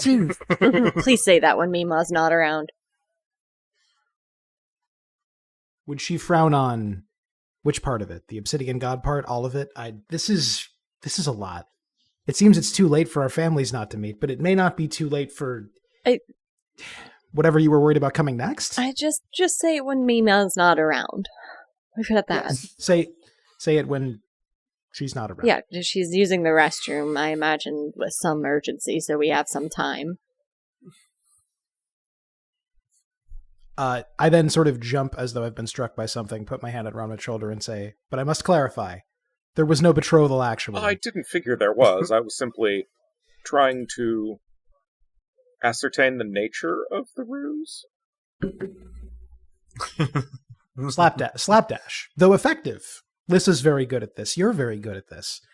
Sometimes I wish I were better at this. Practice. To be fair, also, it was entirely my fault. He said no, I said yes as a joke, and then failed to follow through. But fine, Well, it to be was clear, called off for... I'm very pleased that you did not follow through on a betrothal to my boyfriend. I believe all present are pleased about that. Yes. Apatia has been looking at each given speaker this whole time, grinning like a Just maniac. following along like a tennis ball. Yeah, and she's sort of like very laughingly says, "Well, I think you would be quite the handsome couple, but could not possibly be more mismatched." And she sort of wraps her arms around Dask's arm. Still, effectively single.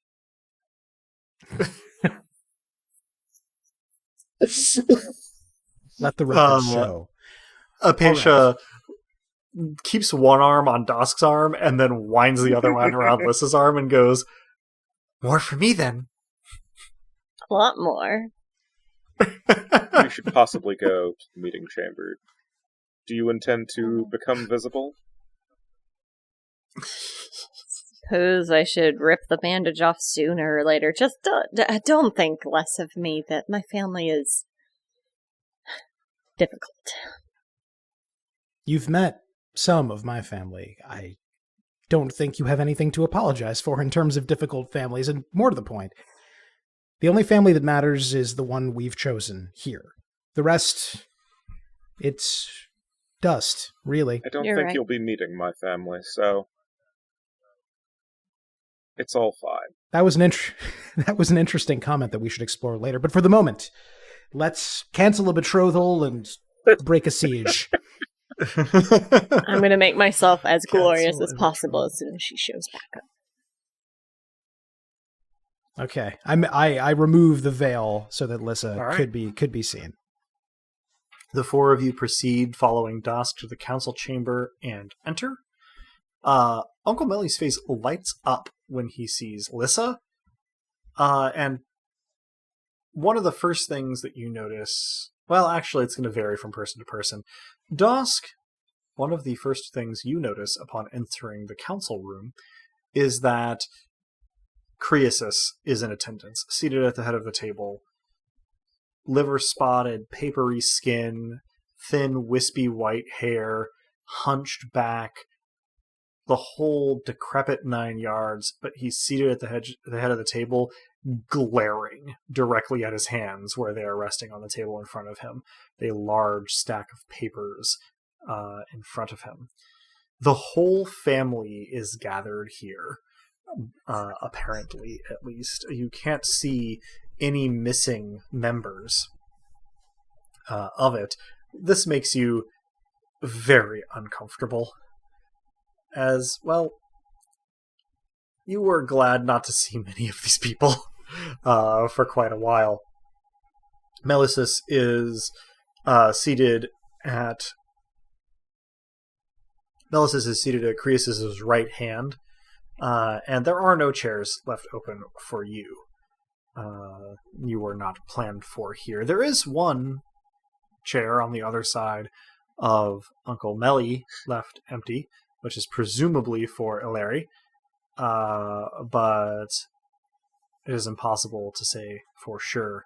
I think it is safe to say, unfortunately, that your families have met. Mm-hmm.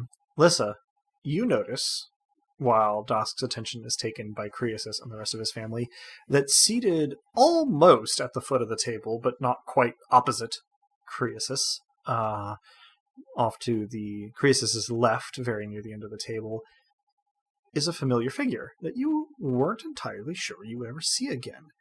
This is Brother Umber, the mystic from Calavan. He is seated near the foot of the table. He's wearing his robes, his hood is down, he's oiled and combed and coiffed as well as he ever was, and his face lights up when he sees the two of you enter. He begins to stand. Now, Ramnet, you are just taking all of this in. You have never seen any of these people other than Uncle Mally, who you met minutes ago.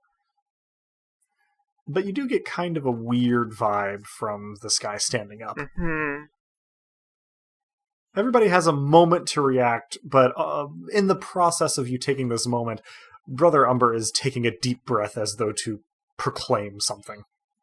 I make myself glorious and also drop whatever veil, like I let my spirit shine as brightly as possible. Most excellent. So we'll have a roll for that in just a moment. Any action from Dask? I try to rapid fire introduce all my companions, making deep eye contact with Brother Umber when I introduce Romnit, and when I make eye contact with Croesus, performing that merchant's bow for a third time, but an archaic version of it that really only he would care about. I assume I'll roll Charm plus Graces to see if I pull it off. The way this would look to an outsider would be that I bow and open my jacket, but I continue arching my body such that it almost looks like my forehead is going to touch my stomach. It doesn't look comfortable. Mm-hmm. So yes, you're going to roll a Charm plus Graces, and Lissa is going to roll a Command Inspire, and Romnut, are you taking any particular action? I will offer a similar sort of troubadour's bow as I offered to Ilary. However, I would offer it in the fashion of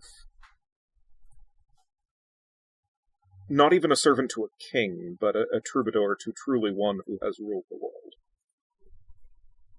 And do it in such a fashion that it is very obvious that there is smoke trailing from my eyes and hair.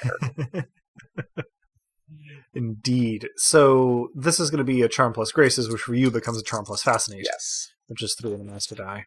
So I will collect rolls in just a moment. So, Lissa, your roll. 2 2s. 2 2s. All right. Dask, your roll. 3 6s. You have a gift. And 2 9s becomes 3 9s. Excellent.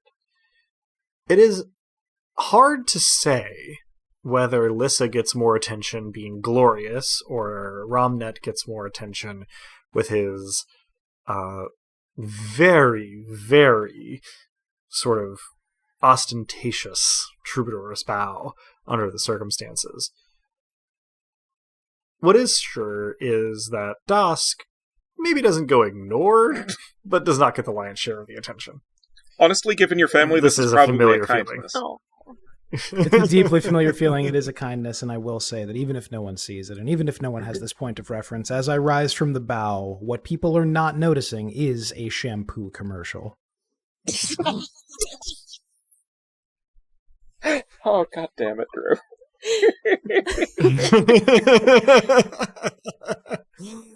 Croesus Tyr looks a little bit taken aback at Lissa's display of glory and Romnet's display of courtly obsequiousness.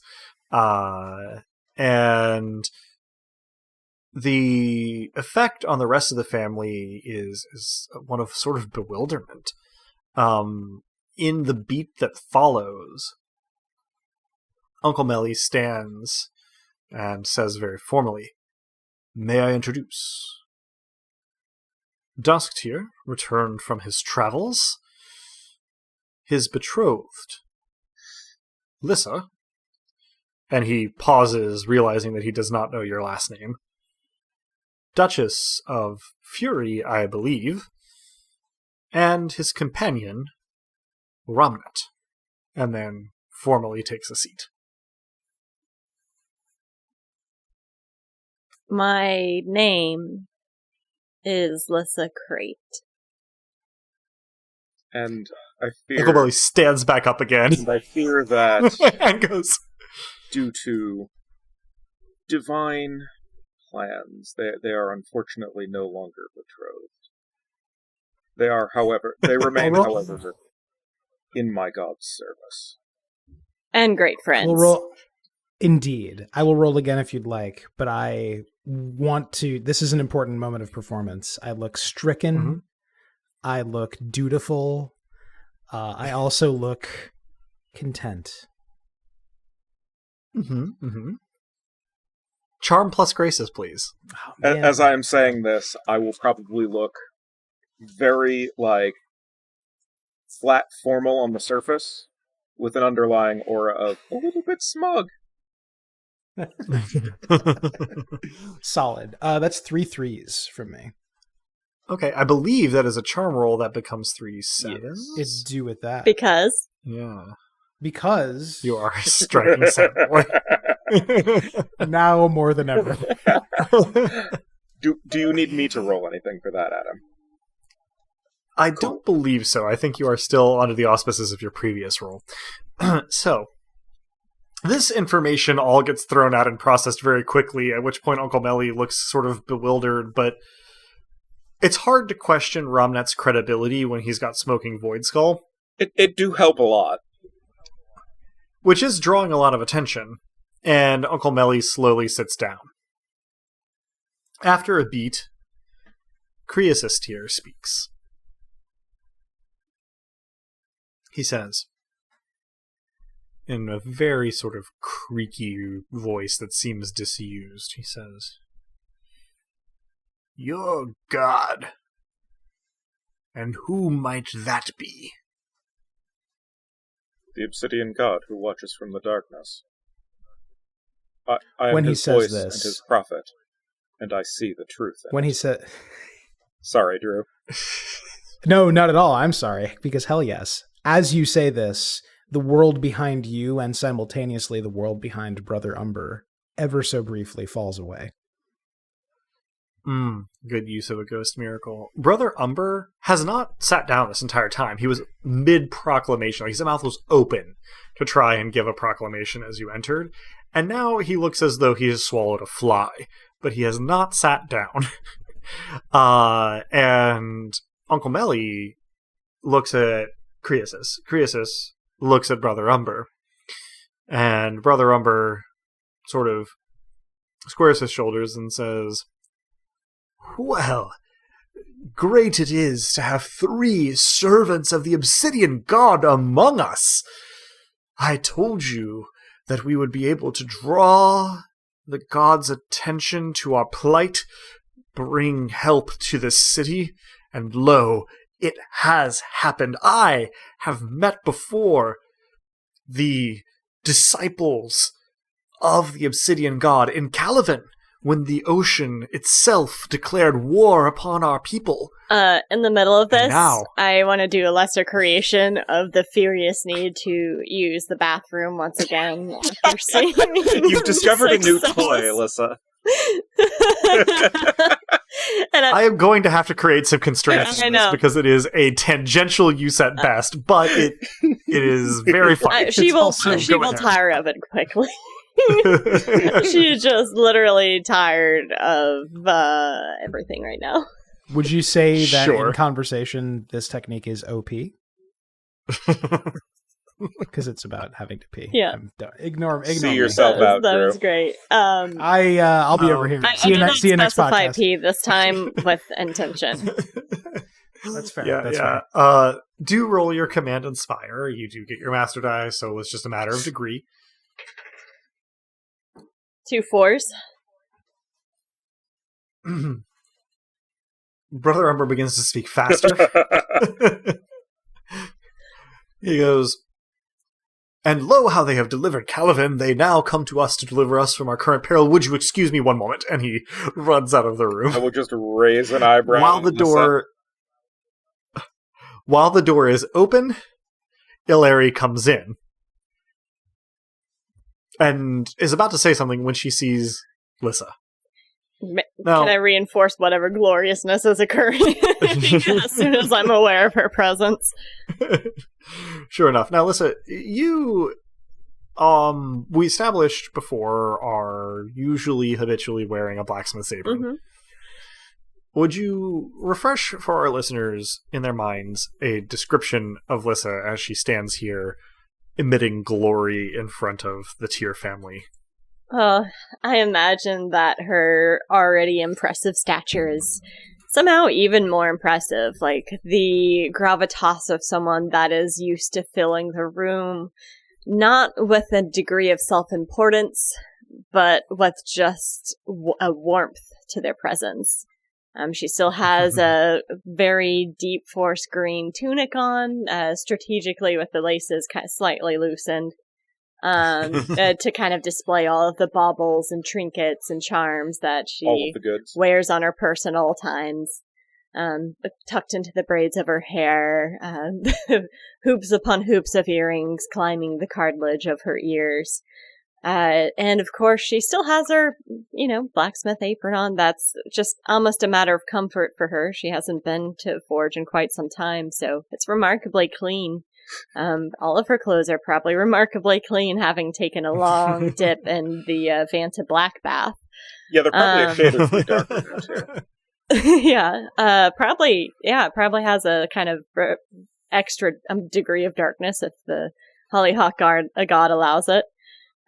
Sure, certainly. And once you get over just her general appearance, I imagine it's fairly bright in here, so the slits of her eyes are probably a bit more pronounced, and she is grinning with all of her furious might, displaying the fang-like sharpness of her canines. Her tools and electro hang unused around her belt, but still showing signs that they are well cared for as they are well used. So this is the tableau that Ilari enters onto, and there's a beat where she just sort of stares, and then she says, with again her sort of accent slipping as Rowena's did earlier, "Lissa, you're the betrothed of the Tyr, nephew? Why, I've never been so proud!" And she goes to hug you. The not betrothed, the obsidian god, what have you, he nixed the betrothal, but hi, Mima. Her hug falls away before she quite reaches you and says, "Yes, of course. Well, I see that you're as strong as ever." And she moves to her seat and sits down as she says, "This is unexpected, but what did I miss?" And Krios' tears sort of goes from looking at her to looking at Dask and says, "Yes, you will explain yourself." I will. Grandfather, it's a great pleasure to later. We'll talk later. These are my most trusted companions and closest friends. I pointedly do put an arm out toward, I don't know exactly what our arrangement is, but I indicate camaraderie with all concerned, but I very pointedly take Ramnat's hand specifically while doing so, and I say, 3 of us in the service of the Obsidian God, and a 4th in the service of Nyx, a god from foreign lands. We have all arrived here today. Late, indeed, but not too late, to liberate this city, this great city, this perhaps greatest of cities, from the threat befalling it. And we will do so, because it is our duty, and because you are family, now and forever, Grandfather. And I'd like to point out that we've arrived of our own volition. Very much so. We were delayed by divine machinations, but even the divine could not keep us from helping here.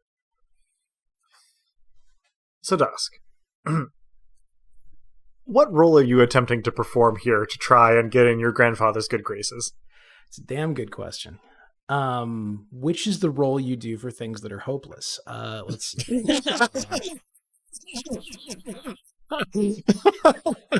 Womp womp. I think so. Here's what would be happening in the back of Dask's head. Krios' Tyr, even in his reduced state, knows a lie when he hears it, knows a story when he hears it. This is actually, I'd be running all the stories through my head about him. People call him the Hawk of Theret. He can spot a lie, the intention of his interlocutor, his negotiating companion, from a mile away, people say. That was in the old days, but even now, he can recognize and almost respect a good lie. So I think this is charm plus lie. I think I expect him not to believe all of it, but I hope that he'll respect the art. Mm-hmm, mm-hmm. Can I support with a miracle? I was going to ask what roll you were going to make. What miracle are you thinking to do? I want to create a feeling of furious joy and Croesus tear upon That'll be a new seeing and sensation realizing for him, it seems. that his grandkid has arrived to help. Okay, all right. And I would like you to name a role to accompany this. What do you think is most appropriate for the remarks that you made during Dask's little speech there? I mean, the command inspire, but it's not for a large group of people. Would it be charm and graces, charm and fascinate? She's not trying to Charm and Graces. She's not trying to be charming right now. That's why I'm a little bit torn. Command plus fascinate. Yeah, I think let's go actually with command plus graces, but you can use a bonus die. So you'll roll one more and discard the lowest die. Okay. So that's going to be 4 dice, discard the lowest for you. So let's get those rolled. Okay. Let the record show that I realized halfway through that speech that I was an idiot for not writing a little poem and using my master die in verse. But, oh well. My lowest die was a 5, and I have a pair of 8s. And a 10, if it counts. Well done. Pair of 9s over here. Pair of 8s and pair of 9s. You wind down your little address there to Croesus Tyr, and you see Dask, Uncle Melly, sort of looking at you consideringly as you wind down. And Croesus sort of folds his hands slowly in front of him and says, I see. Now we're family. Well, if your obsidian god has taught you that, then I suppose the obsidian god has taught you well. The absent brother Umber has been telling us much about the obsidian god, and his eyes drift first to Ramnet and then to Lissa, as he says, it seems that your group is somewhat more touched by whatever power might exist, and we have need of it. The army that assails our walls is not entirely human, and we see stranger creatures by the day emerging from the pavilions. Our scouts theorize that they're trying to breed living siege weapons. He seems extremely disgusted by this idea. And he sits back a little bit in his chair and says, So, if you can contribute to the war effort, I invite you to do so. If you cannot, I ask that you leave the city as soon as possible the way that you came, so as not to be a drain on our already thin resources. The Tyr family has been buying food for the whole city, and our coffers, while deep, are not infinite, despite your seeming conviction otherwise in your endless pursuits. So, what will it be? What can you bring to the table, grandson? As you take a breath to respond, the door slams open behind you, and a messenger runs in, saying, Sirs, madams, the Sword of Theret has returned! And that is where we'll end our session. You may all take 1 mortal experience point. It was going to be so awkward to have to bring up the Swift of Theret. Oh, what a relief. You are welcome. Oh, we got replenished. We got a mortal experience point. We've resolved that business with the betrothal. Is it weird that I'm feeling good? Good times. I mean, we were all refreshed in order to Fight a war. Be put to the test. Yeah. Well, that's for next time. For now. Indeed. I'm sure we'll talk about this in the peaks, but man, was it fun to put Krios' tier on screen finally, so to speak. I had a feeling that's where you were going, and I was stoked about it. So yeah, this is a good mini plug for listening to Dice Peaks, our little extra show for people who Patreonize us. That's lots of fun. There you go. Yeah, we'll be recording that very shortly. But in the meantime, that concludes this session of Dice Punks. Thanks for joining us, and I hope our players and listeners enjoyed it as much as I did, because we know I had a ball. We hope, too, that you'll join us again next time. If you're hearing us now, then you probably know where to listen to this, but you can find us almost any place that one can listen to podcasts, as well as on the wider web at dicepunks.com and on Twitter as @dicepunks. But with that, I think we're ready to say farewell, so say goodbye to the kind folks at home, players. Thanks for listening, and be honest with those who are honest with you. Don't be afraid to use a well-placed lie with those who lied to you, and now that I'm thinking about it, don't take my advice. Thanks for listening, everyone, and remember, family doesn't end with blood. You can very well choose and make families of your own if the one you're born with doesn't suit you. Thank you for listening, folks. And remember, darkness really is in the eye of the beholder. Excellent, and as the poet once said, beneath the falling night and heaven's shutting gate, pray keep your tongue held tight, or suffer the same fate.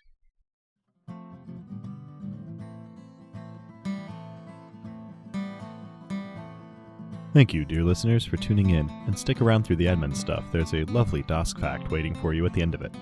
The songs in this episode, theme of the Dice Punks and its acoustic version, were written and recorded by the Regal of Nothing himself, Drew. Cover art is by Joanne, who has appeared on the podcast now and again. Check out her work around the internet, where she goes by Anything Sews Embroidery. Site design and graphics for dicepunks.com are by Robin, the player behind Lissa, the irrepressible Duchess of Fury. Rain and the one-roll engine it runs on were created by Greg Stolze, whose work can be found in a frankly astonishing number of cool places, but I'll point you toward gregstolze.com. Nobilis was created by Jenna Caterin Moran and can be found alongside much of her other really intriguing work both in and outside of tabletop role-playing at afarandsunlessland.wordpress.com. Links to both systems and authors can be found on the Punk Grimoire section of our website, dicepunks.com. Thanks so much for listening. If you liked what you heard, well, that's reward enough on its own, really, but if you're so inclined, you can help us out by rating and reviewing us wherever you listen to us, telling your friends who you think would like us to give us a listen, and even by heading over to our Patreon at patreon.com/dicepunks. We have fun rewards available to backers, including a patron-only Discord, and access to the Dice Peaks After Show for episodes 1 and following. Regardless, we hope you'll tune in again, and until then, remember, subtlety is for cowards.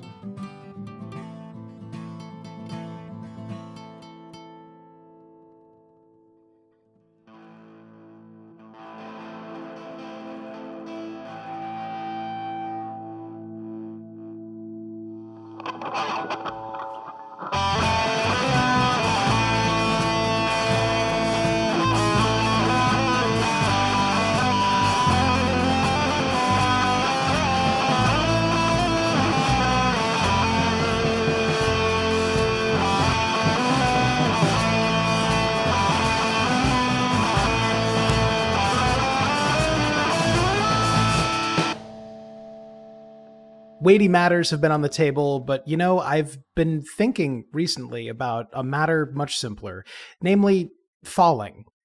I recently had occasion to study the effect of falling for an unusually long period of time, and furthermore to contemplate the history of the practice. The Order of the Aleph does so often, of course, flinging themselves from the highest sea cliff of the confluence into the fairly deep, often calm, thankfully unrocky, bay below. The idea is to formulate an entire theory of mind in the space between the leap and the splash, on the understanding that true wisdom only comes very slowly, too slowly to notice it forming, or very quickly, too quickly to plan. When performing this rite, I myself was struck with the idea that human minds are bottles of alcohol, and that what we perceive as personality could be called flavor, and what we perceive as intelligence could be called the strength of the spirit. Spirit in both senses, an elder Aleph sister said to me as I was drying off, her face implacable, as though my thought was the most obvious thing in the world. Of course, there is an upper limit to how far a mortal can fall without dying, and indeed, an admittedly considerably higher limit on how high any point in Neolith can be. But that limitation, counterintuitively perhaps, is what makes falling in the mortal world interesting. For if you ask a similar question about nobles, you'll quickly hear unconfirmed accounts of some power whose domain is wells or waterfalls or such like, and who has therefore been in the process of falling at all times since time immemorial. This teaches us, once again, that there is a disappointing lack of nuance to infinity. It's a Dask fact.